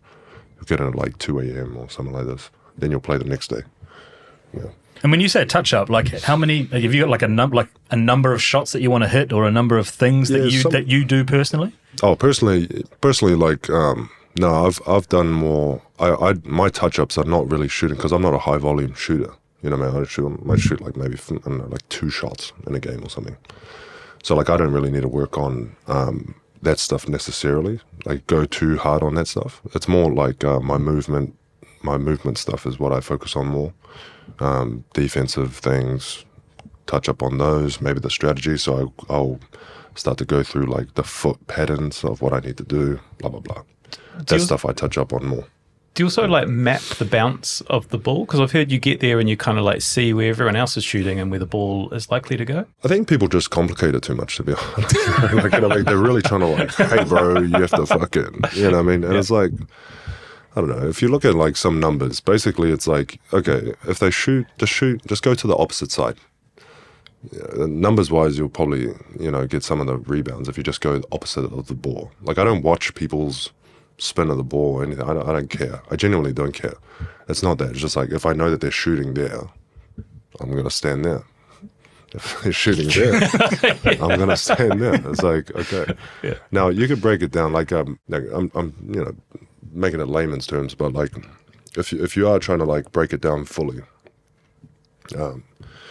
what you can do, like how I see it personally, is if you look at if you look bird's eye view from the basket, there's 180 degrees. If you look at it like that, if the shot's coming from that way, what you're trying to do is actually occupy more degrees than your person who's trying to box you out. And that's pretty much the game. If you have more degrees of that 180, then you're more likely, because you have more area to rebound. Does that make sense? It does. Yeah. So that's what you're trying to do. So if we're side on, we're going to be even a little bit. You have access to that way. So more degrees, we have access to like both, But if I jump on your top side and I lock you down, you have access to 10 degrees of rebounding area. I have about 80. Numbers wise, I'll probably win. So that's the game. That's the sauce. If you want it. Are all rims created equal? No. No? We're talking about basketball. What are we talking about? Cut from the same cloth. I like it. No, but genuinely, are they? Yeah, I'm pretty sure they are, bro. Their joints regulated pretty hard. Yeah, they're in the balls and all that sort of shit. So. Well, are we talking basketball? We talking basketball. Are we still on basketball? Now I'm confused. I want to ask about the business of NBA because there's a story about Lance Thomas getting traded while he was sitting next to you on the bus and not being allowed back into the locker room or facility. And that's the reality of the industry you work in, right? So how do you genuinely connect to something where that can happen to you in a moment you're taken away? How do I connect to it? Well, yeah. Yeah, I guess from a sports fan's perspective, like that's your team. Yeah. You know what I mean? And like you're our player. Yes. But sometimes the decision about whether you're our player forever isn't ours or yours. It just happens. Yeah. Is it something that we get wrong as fans? Like we become too attached to that? No, I don't think so, bro. Because I think, yeah, I mean, that's always like a tough thing for players. Like that Lance Thomas one, that was a lesson. Like I had to learn that one. That was tough for me. Such an amazing person for me. Amazing player and just like an all-around good dude and whatnot. And then, yeah, you just had to learn that like it's literally out of your control. And then the relationship that you grow with that player, it's still there. But it's just that they are somewhere else. But you just don't have as many interactions. It's kind of like when you have like a childhood schoolmate or something, and then you have to change schools. Or like you go to different intermediates. You're kind of like, oh, he was my best friend. But then it's like, oh, we kind of like, you know what I mean? It's kind of like the same thing. So that was tough as a player. But for fans, it's like they love the team, and then they freaking, you just learn to love the player, learn about them, and then you follow the player. Because a lot of the OKC fans, like they still keep up with me because they're just like, oh, like wonder how he's doing. You know what I mean? I'm just like I don't know, like their son almost. They're just like, oh, I wonder if he's doing okay. First love. Yeah, it's one of those, So it's freaking cool. It's really cool to see. We're sponsored by One New Zealand. Together, we are New Zealand's connection partner. So we always ask a guest a question about connection. And I wondered about the group chats. Like when a player is removed like that, are they just... do they just act? Is that how you find out sometimes? So-and-so has been removed from the group chat? You're like, oh, shit. That's been a recent joint because I'm a Samsung guy. But then I was forced to... This was in Memphis. I was forced to freaking buy an iPhone. So I got that. And then I just figured this one out. Where it's like, it is there, bro. Everyone's in the group chat, and then you just see the notification, like, so-and-so's been removed. You're like, damn. Yeah, I mean, that's tough. That's tough. Do they have time to like put the farewell? Thanks, guys. It's been great. It's been great with us. Like sometimes too ruthless Bro, and you're gone. I mean, that's what happened to me. I was a part of the group chat, and then it's just like, I used to get notifications, and then it's just like, oh, no more notifications. You're like, what happened? What happened? Traded. You're like, oh, shit. Damn. Do you have to be really careful on your chats and threads what you're saying? You have to, regardless of who you are, you got to be. Yeah. But with the profile, right? Like someone else can see it and take a screenshot of messages and get you in trouble. Is that a factor? I think it's a factor. There's evidence of that, I think, mate, if you do some digging. Yeah. Just really depends on who you look at. But yeah, typically you'd want to be pretty careful. But depends on what you say, I guess. I want to talk about money. I want to be upfront and talk about money because you write in your book a really clever line, great line. It's like you went from poor and brown to white and rich, and you got paid $2 million a year in your rookie season. But because of the huge numbers around you, earning that, you start to think maybe it's not that great, and then you get you get valued at $100 million for 4 years. Like it's crazy to wrap your head around. But what is your relationship with money? Like how do you make sense of it? I definitely get help. That was the number one thing. Like, because I didn't really have that much of a relationship with money in the first place. I didn't value it like that. Obviously, I knew there was like some utility to it. This was just like growing up in Rotas and everything. But yeah, like I didn't really have like this super like, I don't know, like it's not motivating, if that makes sense. Like it's just byproduct. Like the money, the whole NBA thing, and it pays you. It's like, that's cool, but I'll still be doing basketball. Like I don't care. Even if I'm not in the NBA, I'll go play somewhere else, bro. I really don't mind. I just like playing basketball, So that I kind of kept that same mentality, and I just made sure that like the team around me were people who really understood money, and then I just learned from them. So I don't know, bro. I don't know what the hell to do. Like, who knows what to do with 100 mil? Yeah, you get the guy who knows what to do with 100 mil. Yeah. You know what I mean? So it's just those guys, and then they just over the years just kept teaching me, like why they do stuff, how you look at this, X's and O's and all that sort of stuff. So is it hard when it's so public and everyone knows how much you're earning? And do you have to be quite guarded of who's wanting things from you all the time? Yeah, naturally come with that. Like, that's an unfortunate reality. And again, it's not just like NBA players. You'll come across that too. Like when you get just some certain level of success, regardless, probably even in your podcast, to be honest, there might be like people who start to change or treat you guys different just because that's just the nature of it. Just people just like are trying to find, like they're just looking for help and they think that you're the answer, you know? And that's not a bad thing. But again, it does change the dynamic, because before it used to be, oh, you're just boys, or like, you know, your friends or family or whatever. And then that just like, it changes it in some way. You're not familiar with it. So you have to talk it through.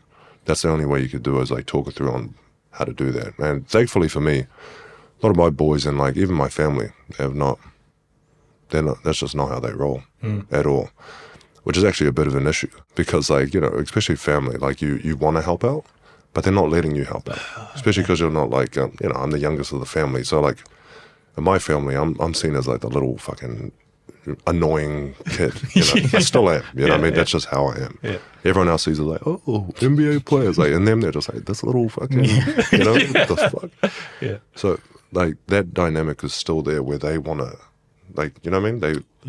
Like, I want to help out, but I don't, like, I can't. Like, they won't accept it.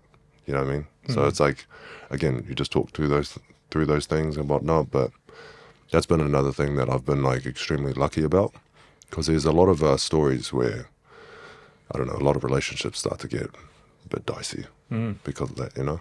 So, yeah. One of the details is Rob always pays for your meal. He doesn't let you buy right. it. He still, that's he still does. the He case. still freaking comes out. So I have to sneak in and freaking like get ahead of him too, you know? So like, There's some advantages being the youngest. It's not all bad. Yeah, it's cool, you know, like it is. But like, yeah, I don't know. You kind of, you know, you just like, I really want to like take you out, you know? You just have that like, man, I want to treat you, you know? Yeah. And like, it does happen sometimes. And I feel really like happy and grateful that I can do it, because of how much like, you know, I just love them, and then I know that they're looking after me.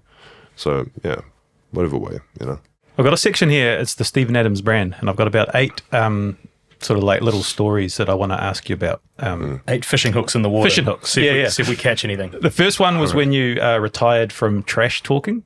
Do you remember what you said? There's a quote there that about eating with a knife and fork. Yeah, I just told the 660 boys this story actually, bro, on why I don't talk trash at all. But yeah, that was definitely what happened. I think it was Valentunas. Yeah, it was Valentunas. Was just saying something like, "You better watch yourself" or something like that, and I was like, I don't know why I even said it. I just like blacked out almost. He was just like, "Bro, you eat with a knife and fork, bro. I eat with my bare hands. Like, you ain't gonna do shit." And it was so weird, because then afterwards, after the game, I was like, oh, bro, that's so cringe, bro. Just, I got all the things. I could have just told him to shut up, and that probably would have did. Yeah. Had some pretty good effect. Yeah. But like, I don't know, because I started thinking like, he was probably so confused at a comeback, because I'm accusing him of something that has been socially accepted for the past 80 years. And then I'm making him feel self-conscious about that. Yeah. Because I'm saying, that, oh yeah, you use another fork, what an idiot. And he's just like, wait, but bro, what? He would have been thinking about that afterwards. We have evolved past this, bro. Knife and fork has been around for fucking centuries. Have I been doing it wrong? Yeah, straight up. So I'm like, bro, you know what? No more trash talk, mate. Well, the all-time one is the Kevin Garnett story, right? Yeah. That's that made its rounds, I think, when I was on a different podcast. Yeah, it said that same story. That one's, he actually hit me up recently because of that one, and said that he's got something for me on Kevin Garnett. So I was like, damn. So that's your rookie year? Yeah, it was rookie. And he's like one of the all-time trash talkers, right? Yeah, it was him and Kendrick, actually, because Kendrick learned from him. So, but he is definitely like, he is very, very good at trash talk. But it was that where, yeah, he tried it with me, and yeah, had to say no English just to get out of it, dude. And it worked. And it worked great. And then I got a message after that went viral or whatever. I got a message from him saying that, like, yeah, I got something for you now, dog. Like, so I can't use it again. I could try. Just I still haven't learned it yet. It's quick. I'm assuming that's not saved up. That's something that just came to you on the spot. Yeah. Other question, did you really try to scratch your face until it bleeds to get a timeout? Yeah, and then the coach said not to. I thought it was look, you're just utilizing the rules. It's a blood timeout. Is that a game? Have you thought through this beforehand? And Oh, not beforehand, just like it's spur of the moment, but you just like understand the ruling. Where it's like, okay, like you need to get a good play here. We don't have a timeout. But they are like, there's like a wet spot or something like this. So you just, sure, we could, like, blood time's a 30-second timeout. They have to tend to the blood. So I was like, all right, let me just think. And I started it, and then I talked to the coach. I was like, bro, I'll just fucking, because I told him I'd like just punch my nose here. Like, I'll just crack my nose, and then it will start to bleed. And I'll be like, bro, it'll be blood, and then we'll get a timeout. And he's just like, I thought, in my mind, I was like, oh, he'll look at me like, what a great idea. You're amazing. But then he was looking at me like his eyes were just like, what the fuck is this? Like, what the fuck is wrong with this guy? And I was like, oh, like the face didn't match what I imagined. So I was like, oh, no. Can you imagine one of the 50 cameras in the venue just capturing Straight up, seeing the nod from the coach, and then I'm like, yeah. Oh, shit. Yeah. But yeah, so we didn't have to do that. But I thought it was a good tactic. We could have maybe drew up something good. deliberately stinking out the team film room with your pound of ground beef and 6 eggs for breakfast? I'm not deliberately doing it. People are just not fond of that smell. Now, I will say, like, ground beef and eggs typically smell pretty good when it's fresh off the pan. Yeah. Sometimes they make it and it's been sitting in a warmer for like an hour. So you have like these like gray eggs. And so I'm like, yum.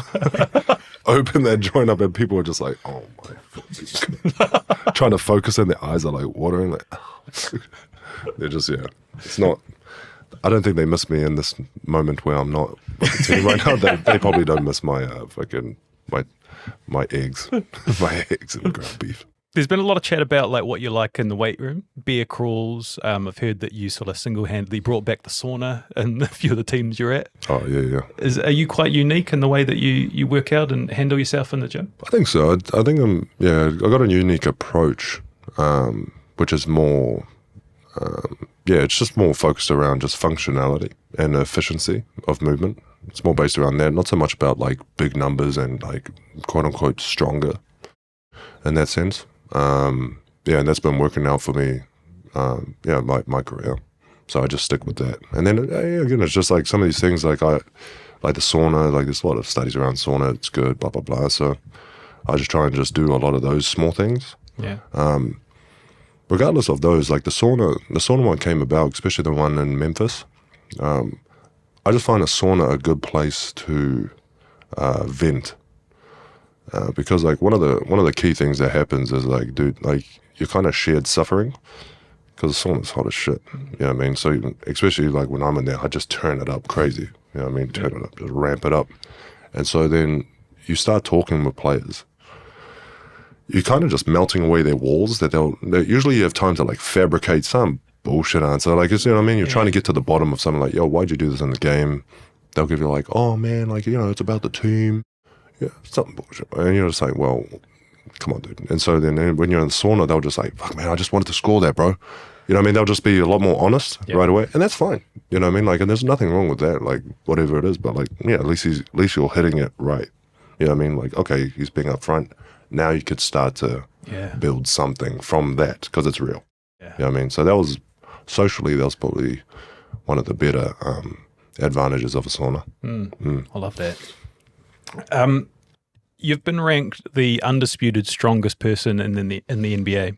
Do you buy into that, or who is your competition if you don't think you are? Yeah, I don't think I am. I don't even know who's voting, to be honest. I don't know where this came from. Undisputed. Few people talking online. Yeah, all I think that happened is just like, I don't know, like I think it started with like Jimmy Butler, where like I screened him like once, and it just like, I don't know, I think he tried to like run through the screen. But like I'm a bigger dude, and like I hold my screens, and a lot of bigs they usually touch and go, but I'm like, oh yeah, I'll just fucking make sure that I crack this dude. So I think it was from there, and then he was just like, bro, he's the strongest bigger dude, and then from there it just started this trend, which kind of didn't help me, I don't think, because then the referees believe this too. So then I get cracked a lot, And they're just like, oh, you're strong, bro. You can get through it, bro. And I'm just like, bro, call the foul, dude. Come on, please. Please, dude. Do you reckon they could implement like an arm wrestle into All-Star Weekend? You reckon that'll sell?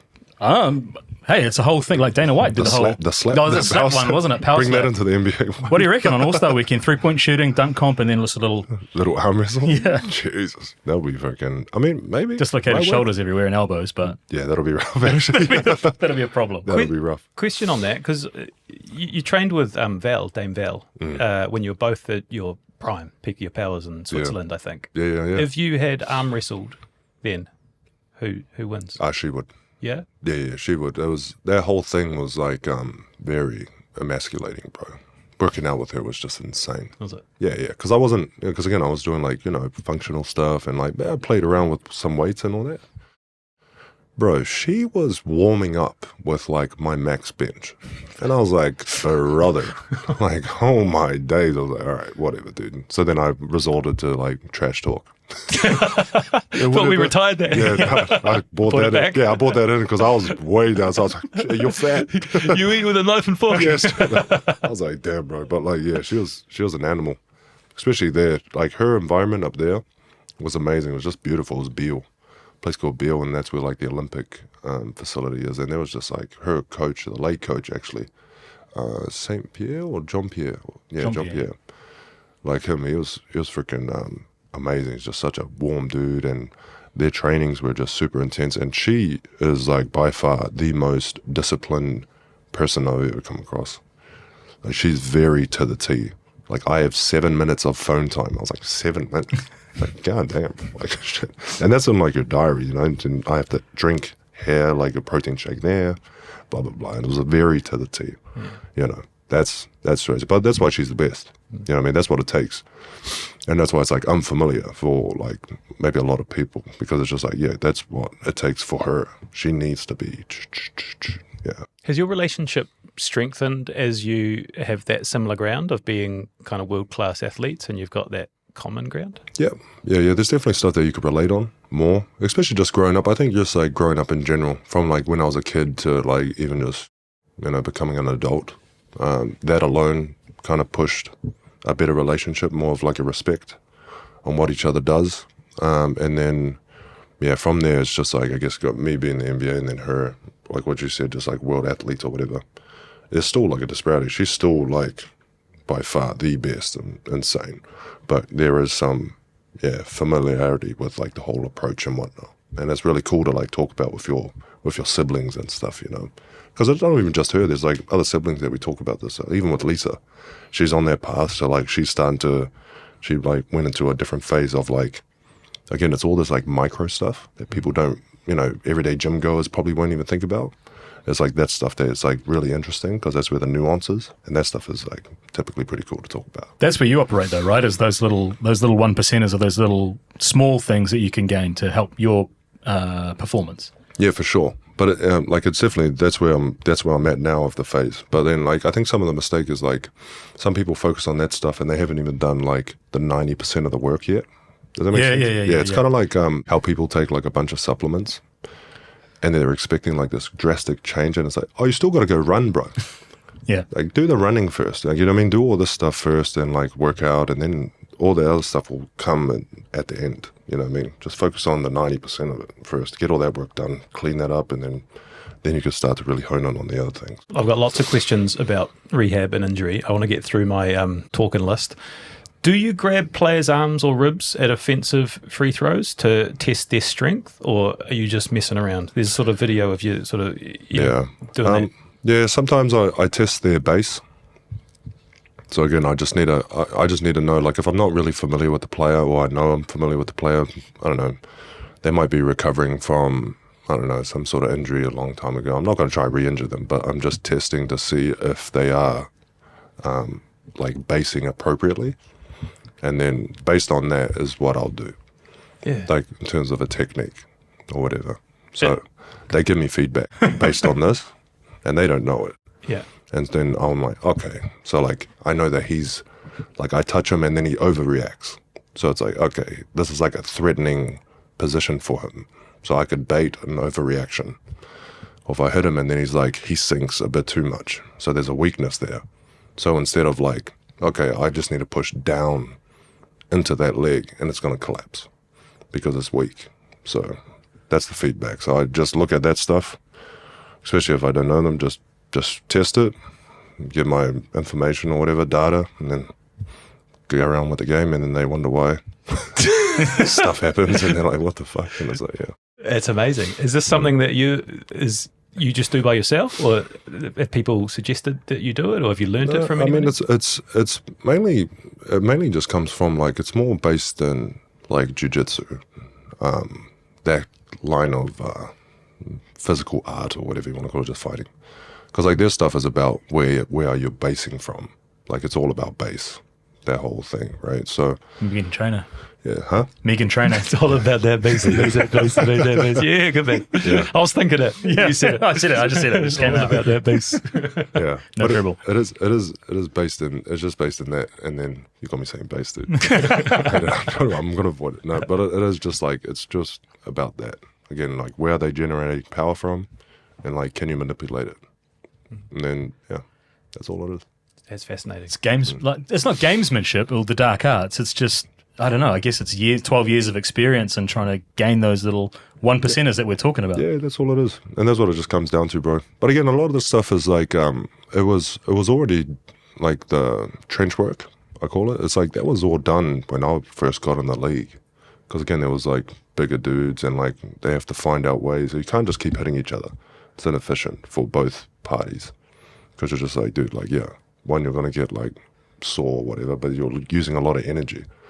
So if you could outlast your opponent where they're expending more energy than you, typically you win in anything, even if it's like fighting. Like if you're maxing out and I could just like withstand it, I mean, mate, there's still like freaking 10 rounds, mate. You're done. You're done. So it's a similar approach. All right, last one before we move on. You played against Kobe. Did you have any meaningful interactions with him, or did you get any advice, or did you have any crossover? Nah, bro, because I didn't look up to him, eh?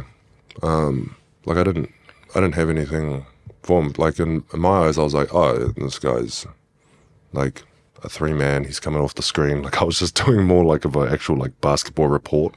That's how I thought of him. Like obviously I knew he was like a really good player, but yeah, it wasn't like I need to learn something from this guy. It was more just like an appreciation for like the type of player he is. Because it was just like insane, the skill and like the discipline. It's always cool to see those. Like, the person has done so much work to get to that point. And that's when the appreciation comes in, But yeah, I didn't think I could, maybe I could have, but I was just like, sometimes you just don't even need to do that. You're just like, cool. You know what I mean? It's just like, oh yeah, that's cool. You don't need to freaking figure it out or nothing. Yeah. Just appreciate it for what it is and just sweet, bro. You injured your right knee, your PCL, and spent 645 days injured across 23-24. You sort of faced your basketball mortality earlier than most. What has that changed about how you see the game and your life outside of it? And then keen to sort of talk in detail about some of the rehab and the things that you've done and are doing. That was a big moment for me, because that was my first major surgery. So that was pretty wild. It was fun along the way. But yeah, a lot of discipline. And what I mean by fun is like I was talking trash to like the anesthesiologist. I always do for some reason, like when I'm doing surgery. Just like, bro, you don't have the shit to put me to sleep, cuz like you don't have it. Yeah, they start doing that was the fun part. But then like, after surgery, just I think what's good about my brain is that like I really enjoy the progress of the little things. So with I think that really helped me out with the surgery, because you have to start from square one. And as long as I'm just like working, like there's a focus every day, especially with the guy I was with, his name's Mike Davis, Dr. Mike Davis. He really helped me just hone in every single day on these little gains, like these 1%ers every day. Again, like learning how to walk again, how to walk efficiently. Yeah, you say square one, that's literally learning how to walk again, right? Yeah, learn how to walk again, how to like function, how to level change, and we go over everything, like literally everything. And yeah, that's what I mean. Like it was good because I always found that stuff very interesting. You know what I mean? So I'm like locked in. I'm not like dreading like workouts, I'm like, oh, I'm really excited like every day. I find that like there is a point where I'm neutral. Then I start to get like antsy, you know what I mean? Because I need to go like left or right. I just need to keep moving. So even if it's like something as small as like you'll move your big toe up and down, you know, or your freaking whatever toes. Like I'm like, hell yeah, brother. Yes. So yeah, that stuff slowed me down a lot as well. Just more fine tuning, more appreciation for that stuff. And it also like kind of gave me a different perspective on the everyday life, because look, NBA, you don't have a Monday, Friday, weekend off. That's not your schedule. You have game day, practice, and travel. You know what I mean? Like that's it. And so you just follow that schedule wherever that falls. And so it was actually kind of nice, because that was the first time in a very long time where during that period where I actually had a Monday to Friday. You know what I mean? It was Monday to Friday and weekends off, and I was like, oh, this is actually pretty cool, man. Like, because then you're a part of like some sort of social stuff with the friends and stuff like that, because it's a weekend, and that aspect of it was actually pretty cool, because you know you don't really have that in NBA. Off season you do, but like it was just different. But yeah, it was a good learning experience, bro. A lot of effort, a lot of these like grueling sessions and whatnot, and yeah, it ended up being like really good. And I stuck through it too, even when I came back and played. Like I was still doing all the little things and just keep building up until the playoffs. And then that's where our plan was just trying to peak at the playoffs, and it just fucking, yeah, it went really well. When you say you learnt how to walk again, like how different is the way you walk now to the way you did? Like, are there major changes? There was a big difference, because like it just wasn't smooth. You know what I mean? Like I was leaning a little bit, even if it didn't look like I was leaning entirely. Like you could tell by just like pressure through the foot where I started building up tension and stuff. Like the bro is like really detailed, and he considers all that stuff. Like where does he build up tension first? Oh, so it's across here. So that means he was using his foot like this, which is not what we want. We want it more balanced out. So then we start changing it, blah, blah, blah. Are you frothing these details as he's telling you? What's that? Yeah, because I'm just like, yeah, because again, it's like anytime someone gets to that level, you know that they are very much like, they're like journeymen, or like they're very much like trying to perfect their craft. And like anyone, like we all appreciate it. Like, you know what I mean? You see like a woodwork guy and you're like, damn, like they go into the level of detail. There's a great appreciation for it. And that's what it felt like. It was just like, damn, he was looking at what? And it was like he could see that stuff, and he's considering all that stuff, where a lot of people won't. They'll focus on like the big stuff. But he's just like, yeah, he tees off all that, clears it all up. And yeah, we get great results because of it. Physically grueling, but how were you mentally? Was it tough as well to not have that part, or did it open up a new part of your interest into other areas of life? Yeah, mentally it was tough at first, because I didn't know. There was just like, I was questioning like if I'm like, can I make it back and all that sort of stuff, because it was contract year coming up and all that sort of stuff. So there was a bit of that. It didn't last long though, because I was just like, again, I just fell back to like, oh well, just fucking do what I always do, mate, and just work. I mean, just again, focus, stay on your hard work, joints, and make some sacrifices. But that's pretty much it, bro. Like, you know what I mean? It's not too much like motivation. It's really comes down to like your discipline. Like, because there's plenty of days you wake up, you do not want to freaking move. You don't want to go work out. You don't want to do any of that stuff. You know what I mean? It sucks. Like, it's grueling. And then the voice, especially the voice in your head, always telling you like, maybe you should relax, or you shouldn't do this. So trying to like really quiet that voice down. Everyone has it, but really quiet that voice down and try and do the opposite of that one. Like, those joints are pretty tough. But you just do it, and then you realize like, oh, okay, like I feel a lot better because I did it. I'm actually proud that I did it, blah, blah, blah. And so, yeah, that's where I think just discipline just trumps any of these like motivational videos or something like this, you know what I mean? Because it's limited, I think. The motivation is limited, but discipline, it really just stays with you. Where does body lever fit into this? Because I've seen these sort of huge big nunchucks that seem to travel with you everywhere. Them, what can you tell us about body lever? Oh, body lever, yeah. So that was a dude I met, bro. Like it was this company we started to we hit up, and then like, yeah, they have like the big nunchucks, right? And just the tool alone, I was just like finding just like really, really good results, like great results of just like soft tissue work and like really getting deep into tissue that typically you won't get from any other soft tissue tool. So I was sold right away. So I used that throughout my whole, like my bounce back to playing. I was using that throughout the whole, that's why you see me a bunch of photos, like everyone was like, well, no, like, who is he going to beat up? You know what I mean? Because it is a bizarre looking freaking tool. But it Right, was, Michelangelo.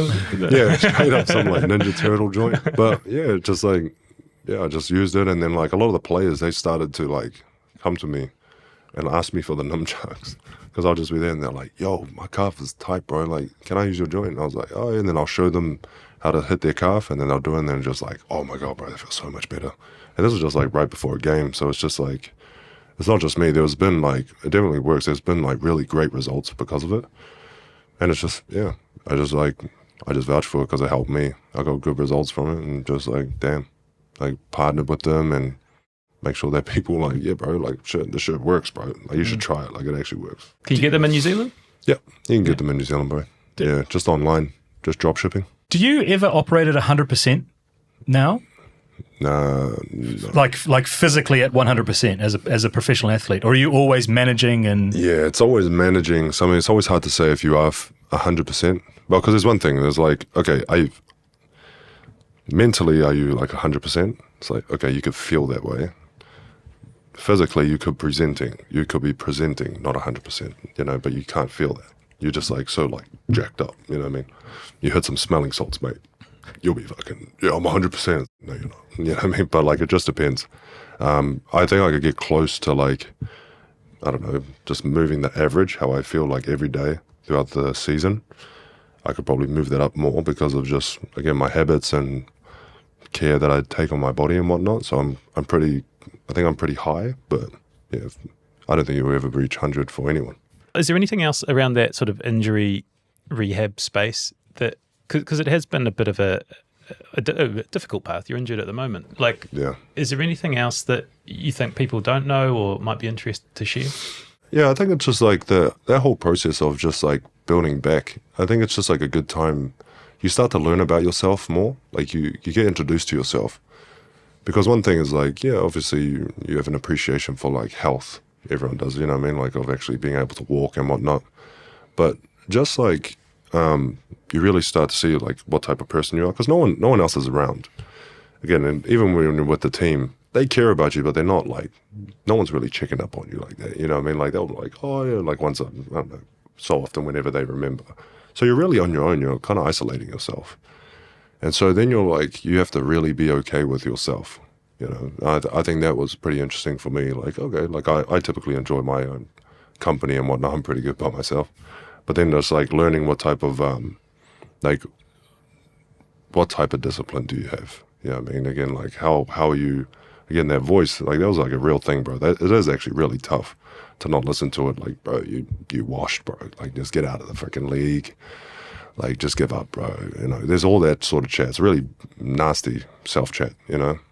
And just introducing that and just trying to acknowledge that, like, that's a part of you. Like, not trying to ignore it. Like, okay, there's probably put in, like, fear of failure and stuff like that. But, yeah, just going through that stuff. So journaling helped me a lot through that stuff. And that was, I found pretty interesting. Because it's just like, yeah, it's just like it's a very personal experience that no one else knows about or anyone else will probably go through with you. Like you have to go through it yourself. So it's really just you in your own head, but you have to try and work through it. What do you write in the journal? I use this like technique. I don't even know where I got it from, bro, but I just started doing it randomly. Someone definitely smarter than me, way smarter than me, definitely invested this technique, but I don't know who it was. But all I did was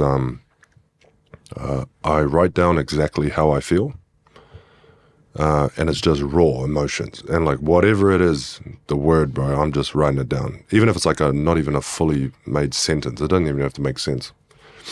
But I put that all down. And then what I do is just like, I'll stop, then I'll reread it, and then I'll respond in a different font, like a different color. And then it's the one that I read, the raw emotion, I imagine that as like a 10-year-old Stephen.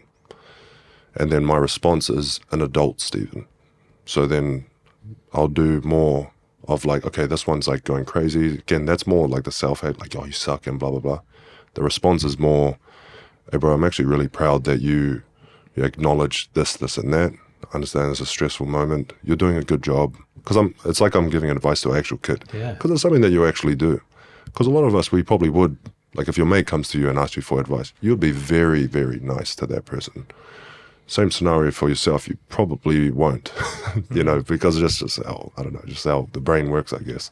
So I just, it's kind of like that. I just like remove myself and like I'm talking to a younger Stephen and giving advice. And that seemed to work out like pretty well. Amazing. How long have you been doing that for? I've been doing that for like maybe 6 years, 6-7 years. Wow. And it consistent? Is it an everyday? Not an everyday thing, bro. Just like I noticed myself, like when I first started, yes, like it was like a very consistent thing. And then afterwards, I was just like I was in a more comfortable spot with myself as a person and just like how I am. And yeah, from there, bro, I just like kind of do it more if I feel like that I need to work through something. If I feel myself getting there, I can feel myself getting like super emotional about this, super stressful or something. So then I'll start to hit it. Sometimes it still happens before games and stuff. Like there'll be certain games where I'll just have like a lot of doubt about something. So then I'll just, right before game, boom, just go quickly, tee it out. Yeah, because you need to clear it. You need to clear all that stuff. Yeah, because then essentially it's your responsibility, mate. Otherwise you're going to let down your teammates because you have some brain fog or some stuff there. And there's ability for you to actually take care of it. But a lot of people, they take the more of the approach that I had in college, which was like, oh, just tough through it, bro. Yeah. You know what I mean? Just strength through it. But you could use these techniques to really help you through it, just brings clarity to it instead of you just like weathering the storm. Just see what the storm is, It's brilliant. Does anyone else, has it spread? Has anyone else seen you doing that and picked it up themselves, teammates? Or no, it's just a you thing? Yeah, not at all, bro. Because everyone has their own thing, but I don't know, I kind of stick by the rule of like, I don't know, when teacher will show up when the student is ready, sort of buzz, as in like, like I'm not going to, oh, hey, bro, check this out. But just like, if someone asks, I'm like, okay, bro, this is what I do. Like if you want, you could try it too. Yeah. Is that something you might like introduce through those high school invitationals into those student athletes that are maybe coming through that might have that storm on the horizon? No, 100%. Because again, like one of the biggest issues is the homesickness. Like I still get homesick. You know what I mean? Because it's just like, I love New Zealand, bro. Like my people are here. It's funny. The banter is funny. Like, everything's good. I'm comfortable here. So every time I go back, I get homesick every year because I just want to come back. But yeah, especially for the athletes that go over, some of them are really good. And then some of them really struggle, And so whatever technique can be available, we try and support them in whatever way. Because as long as you're there, like, on their journey, because they still have to play, they have to perform and all that. And it's like, fuck, if it's something is, for us it seems simple. But, like, for them it might mean the world. Like, for me it means the world, obviously. But, like, this technique to help them really determine where they come home or stay, it's like, yeah, bro, no, that's very, very huge. So we recently came across a video of you speaking at MIT with data scientists and analysts talking about the future of basketball decision making. What was that? It's the room where nerds run the show, right? Yeah, the nerds, bro. Yeah, the nerds. I was hanging out with the nerds. It was really cool, actually. It was a Sloan. I think it was called Sloan. So it's a big event in Boston, and MIT sponsors it. And so a lot of MIT students and whatnot. But then there's a lot of like freaking GMs there, presidents of whatever, blah, blah, blah. All different backgrounds, not just NBA too, just NFL, baseball, even I think they had like a Netflix person in there and stuff like this. And it's all just about data, bro, just crunching data and how decisions are made based on that data, because there's a lot of it, there's a lot of data around. So I spoke there as more of a, from a player's perspective.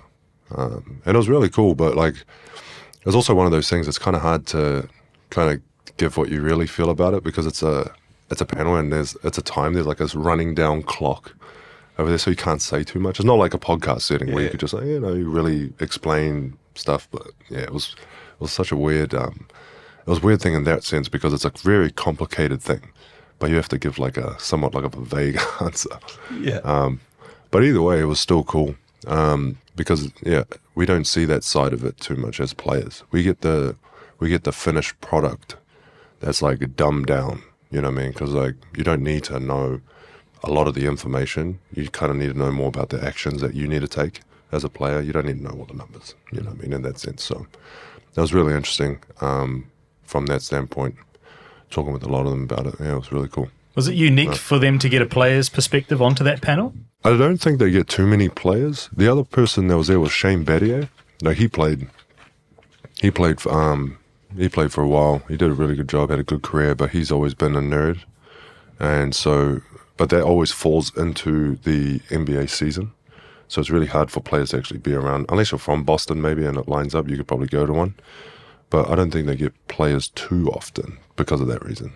Yeah. So mine ended up being pretty good because I was injured. You know, I'm still injured now, but like I was able to go, which was a really, really good experience.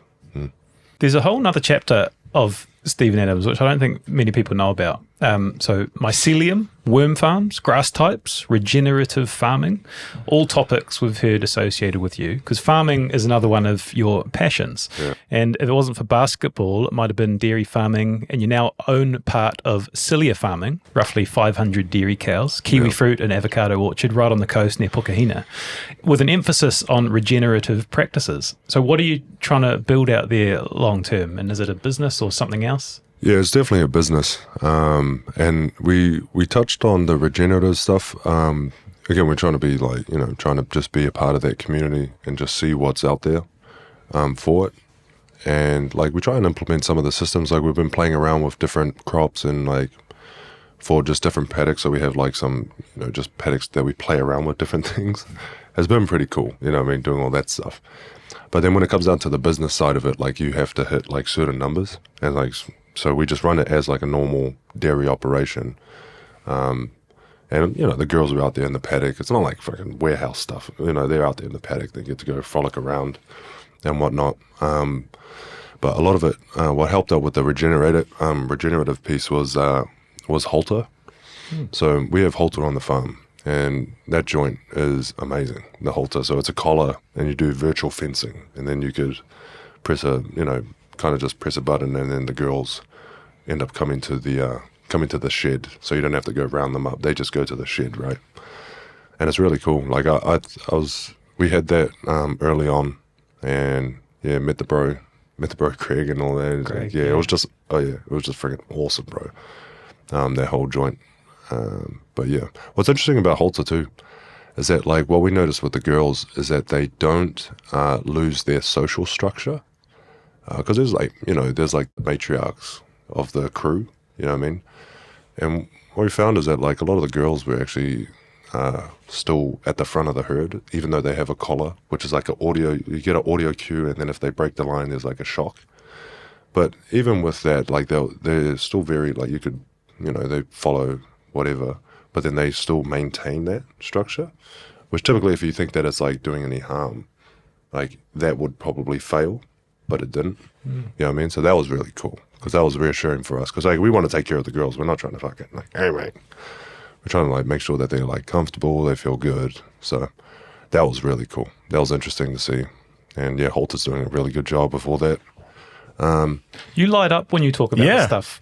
What, the farming? Farming, yeah. Like, it's cool, bro. Yeah, is that cool. your happy place, like back on the farm? Yeah, because it's like an unknown. It's like you're constantly learning stuff, and especially with farmers, bro. Like I have just a soft spot for farmers. You know what I mean? Just because, like, man, like it's so hard. Like it is so hard. Like farming is just such a difficult thing, bro. You know, it really is. And there's so many like different factors that come in. Maybe it's a bad season, and also great market. You know what I mean? Like a great freaking price point, but you just didn't have the yields. Next year it could be flipped. Next year both could be down. Like, bro, it's just like, damn. And then they still just like, you know, you just still got to crack on and just get through it, you know. But yeah, it's one of these things where it's just like, I don't know, you feel more connected with things. Because look, I'm in the entertainment industry, so there's a part of it's a bit of this like fake stuff. It's just basketball, mate. You know what I mean? With a lot of freaking bells and whistles and whatnot. You know, farming, mate, you're actually like feeding people. You know, they're relying on you. So it's a different sort of like what you're providing, if that makes sense. It seems more essential. So yeah, that side of it's actually pretty hell yeah. Have you got a day-to-day role? Well, even when you're overseas? No, mate. Yeah, farming's a full-time job. I'll be terrible. Like, I'm not. I wouldn't claim to be a farmer or anything. I'm not. Like, I might mention like, yeah, bro, I'll be a farmer and blah blah blah. But like, bro, my skills. No. I'm not the farmer, mate. I'm a basketball player. But when I'm bougie, mate. But when you come home, do you get on the farm? You on the tools? Yeah. And the red bands? Yeah. It's still on there. I actually came from Leafed. You know Leafed? So yeah. So it's old down in Christchurch, and then we were out there doing some filming, and he had me on the combine on this for one of the products. I was just actually mowing down some alfalfa and just like freaking doing it up. It was freaking awesome, bro. It's really good fun. But any of that stuff, I think dudes like that stuff anyway. It's just like big toys. Yeah. So you go in there, bro, you're like, fuck, it was a choice. And any of the girls supplying milk for Meadowfresh? I think we do actually. We go straight to Fonterra. I think Fonterra's, no, I think they have their separate one maybe. But yeah, so Fonterra, we signed with them. Huh. Yeah. So yeah, it's a co-op, so we're a part of Fonterra for that one. You got lots of strings to your bow because you did a sort of I saw you did a little press junket with Meadowfresh a while back for their quick brekkie, which you actually helped develop, right? Like you actually, is that right? Yeah. You were in there creating? Yeah. So like a lot of especially the food scientists, bro, that's cool, bro. The food scientists, fuck, man, they go pretty hard as well, mate. Like, you know what I mean? They got a pretty cool job. But like, yeah, we do like flavor profiles and whatnot, like what do we think is like a good flavor and what makes the most sense, maybe like economically or whatever. Like, there's just been a lot of back and forth about the product itself, kind of like what we want to hit on and what's what is actually like viable to do. So yeah, very much a part of it. And it's been awesome to work with them. It's been fucking great, bro. You know what I mean? They've been supportive not only of the camps, but even just through a separate like individual one, like the quick brekkie thing. Like that's been like awesome to work with them. They've been very open, have really fun strategies. Like we work really well. Chemistry's good. So what is it? A percentage of sales goes back to reinvested in pathways. The camps? Yeah. Goes to pathways, and so then again it goes back to the kids. So then just reinvest into that, so we can try and scale different things and whatnot. So a lot of that stuff is just really, it's just, I don't know. Everything seems to be tying together. Yeah. That's our whole thing. We're not trying to just like, oh, this is our separate. It's like, how do we still kind of go around this whole give back sort of thing? Yeah. That alignment cool. is brilliant. Yeah, the alignment's important. Again, because they come down to like the no dickhead policy. Yep. And yeah, that's why Meadowfresh has been awesome. Like they've just been solid on all fronts, you know, especially with what we got going on, our values. They share the same, they see the vision, and they helped us back in the day where it was like Goodman Fielder. They helped us like at our community camps first. And that was only recently for the quick brekkie, but they were back in the day and they kind of seen like the potential, especially the bro there, Ra. Like, yeah, he saw the potential and then he was pitching it to like the Meadowfresh higher up, or Goodman Fielder higher ups and whatnot, and then to the Meadowfresh, and it was just like, yeah, everyone played their part, man, and it's really just centered around those camps and whatnot. You know, that's kind of what just brought everything together for these opportunities. I love it. Yeah. All of the people we spoke to talked about your intellectual curiosity. I'm interested what you read, what you listen to, what sort of, do you listen to podcasts? Do you read books? And who are the authors you read? Yeah, not too much reading, bro. Like, readings, like I'll force myself to read every now and then, but fuck, man, I'm useless at reading, eh? I've always been pretty tough, but like I'm more of like a listener. Like I like talking with people, kind of debating, and that's just how I learn. You know what I mean? Just going back and forth. Even if I don't really have a position, I'll just play devil's advocate. Yeah. Just so, because then the more you start like, answering these, I'll understand it more. Mm-hmm. And it's not like that I have an opinion on it. Like, I'm no expert. So I'm just trying to learn. So it's great because then whatever we come to finish that talk about, I'm like, yeah, okay, that's my view. That'll probably be my view from then on. So, but yeah, I just do like podcasts sometimes, like listen to stuff, but mainly just like talk in person with like just like different interesting people, which is cool. Yeah, I really try and take my time to just seek these people out and just like have a yarn and just really get to know them, what they got going on. People are interesting, man. Yeah. One of the interesting people you spoke to was Tim Brown, who helped get you on board with Auckland FC as well. So you're part of that ownership group? Yeah, with the AFC I am. Yeah. And that was because of Tim. And again, he came to me because like we had a relationship before that while he was at Allbirds, and we were crossing paths and whatnot. And again, he's another super interesting Kiwi. And yeah, we just hit it off, bro. hit it off, and he got me involved with the Auckland one. So that was me. Bringing it sort of into current day, you signed a 3-year extension at 32 after missing most of 2 seasons. What went through your head when that offer came through? Was it sort of relief or validation or something else? And tell us about current day at the Rockets. At the time of the signing, when we were going, that came through and it was done, I think it was just like it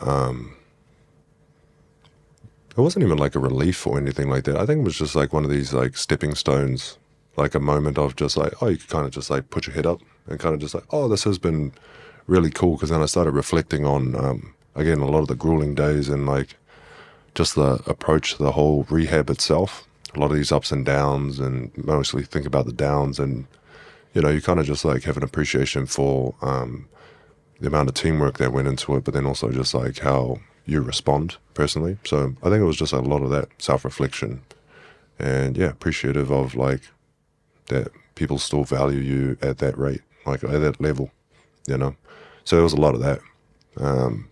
Actually, after I signed, bro, I was in Wellington. I just went for a kayak. Down in the freaking, whatever that wharf thing is down there in Wellington, and just freaking kayaking out. And then like some of the dudes were like, bro, did you just sign now? And I was just going, I was like, yeah, bro, yeah, it was me. And they were like, what? Shut up, bro. Just like I was kayaking down to Oriental Bay or whatever. Just With like your boomerang. Just by yourself. How are those interactions when you are back home? Are they pretty like low key and casual? Like, yeah, bro. Everyone typically like leaves me alone in some sense, or just like people just like hyped to see me. Yeah, I mean they're just like kind of proud. You know, what I mean? They're just like come up, like, fuck, bro, like me, like shop, bro, like you're doing New Zealand good and blah blah blah, and like that stuff's always awesome, bro. Like you know what I mean? Like those are good interactions. They're appreciating, but like some of them, bro, it's like fuck, man, you're not ready for them. And that's what sucks, because it's like, I don't know, I might be doing something. I might lose a chess game on my phone. And then someone's like, hey, bro. I'm like, huh? But it's not to do with them. It's just like, lost to this, I've like, just been put in check. Yeah, person from France Queen's just checked Gambit. me or something. I'm just like, bro, what? And they're like, oh, shit. I'm like, oh, fuck, sorry, bro. Yeah, what's up, bro? Like, can't explain it. Like, because a chess game. do you play as yourself online? You playing as yourself online, the real Steven Adams? Oh, no.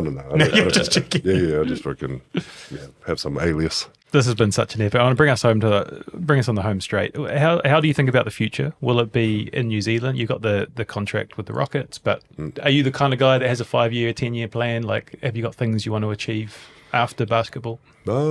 Not necessarily after basketball. I mean, there's obviously like the family aspect, like want kids and stuff like that, big family. Though that's like the only one.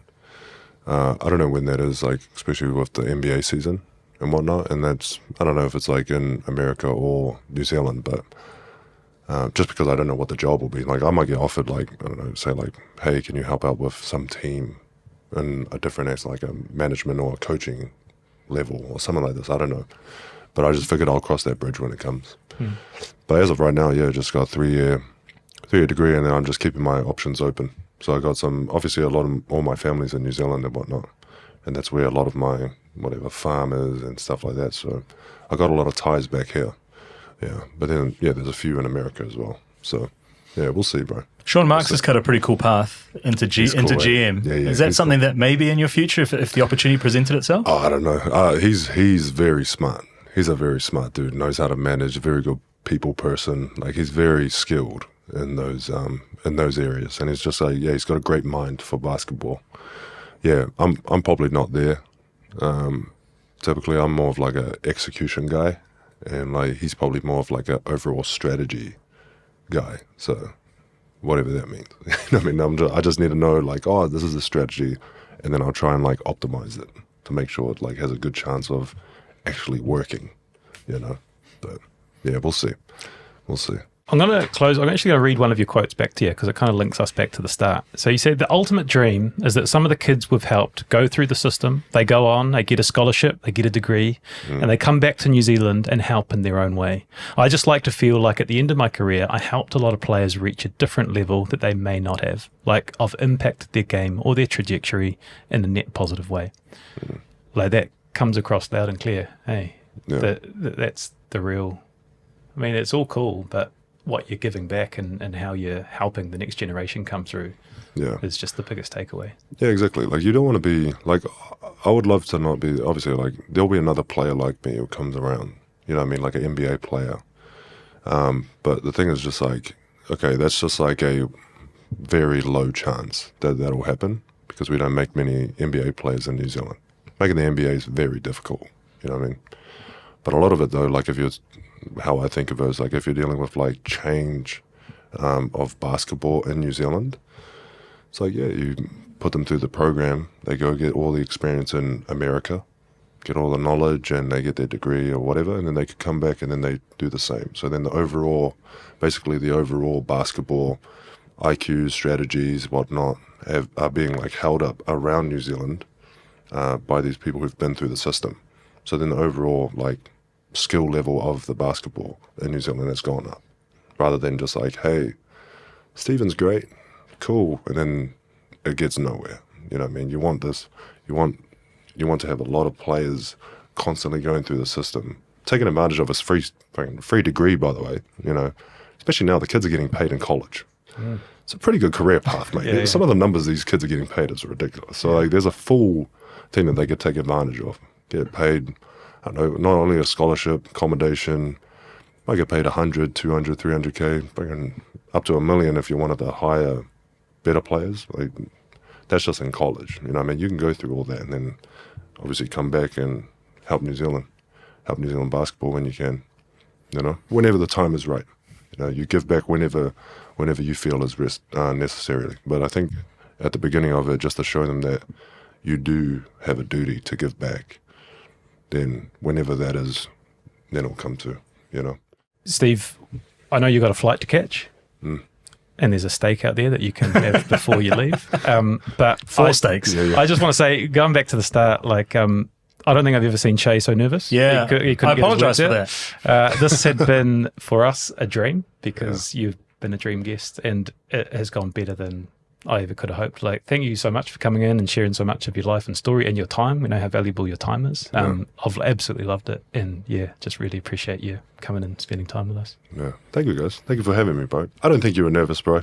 I thought you did. No, really I well. very much was. I you very, did very, really very well. much was. It was. I think what it is you want to do a really good job. Yeah. You want to do a good job, and we want to present all the amazing things as we've heard in a really positive light. So, I think you're doing amazing things in the community, and I hope off the back of this there'll be more people that jump on board and help you achieve the goals that you set out, so that they can help young New Zealanders achieve what they want to do and follow in the very big footsteps that you have too. Yeah. I appreciate that, bro. No, thank you, guys. Cheers, Appreciate it.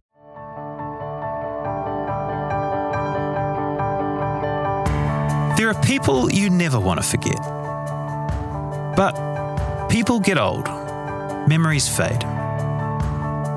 And then one day, it's too late to ask the questions that matter most. That's why we created Reflections, to capture the magic before it slips away. How did she like camping? At Reflections, our award-winning interviewers sit down with your loved ones with time, care, and curiosity and capture their life story in their own words. The result is a beautifully crafted family documentary your loved ones will treasure for generations. One day, you'll want to hear that laugh again. We make sure you always can. Reflections, keeping family stories beautifully alive. Find us at reflections.life.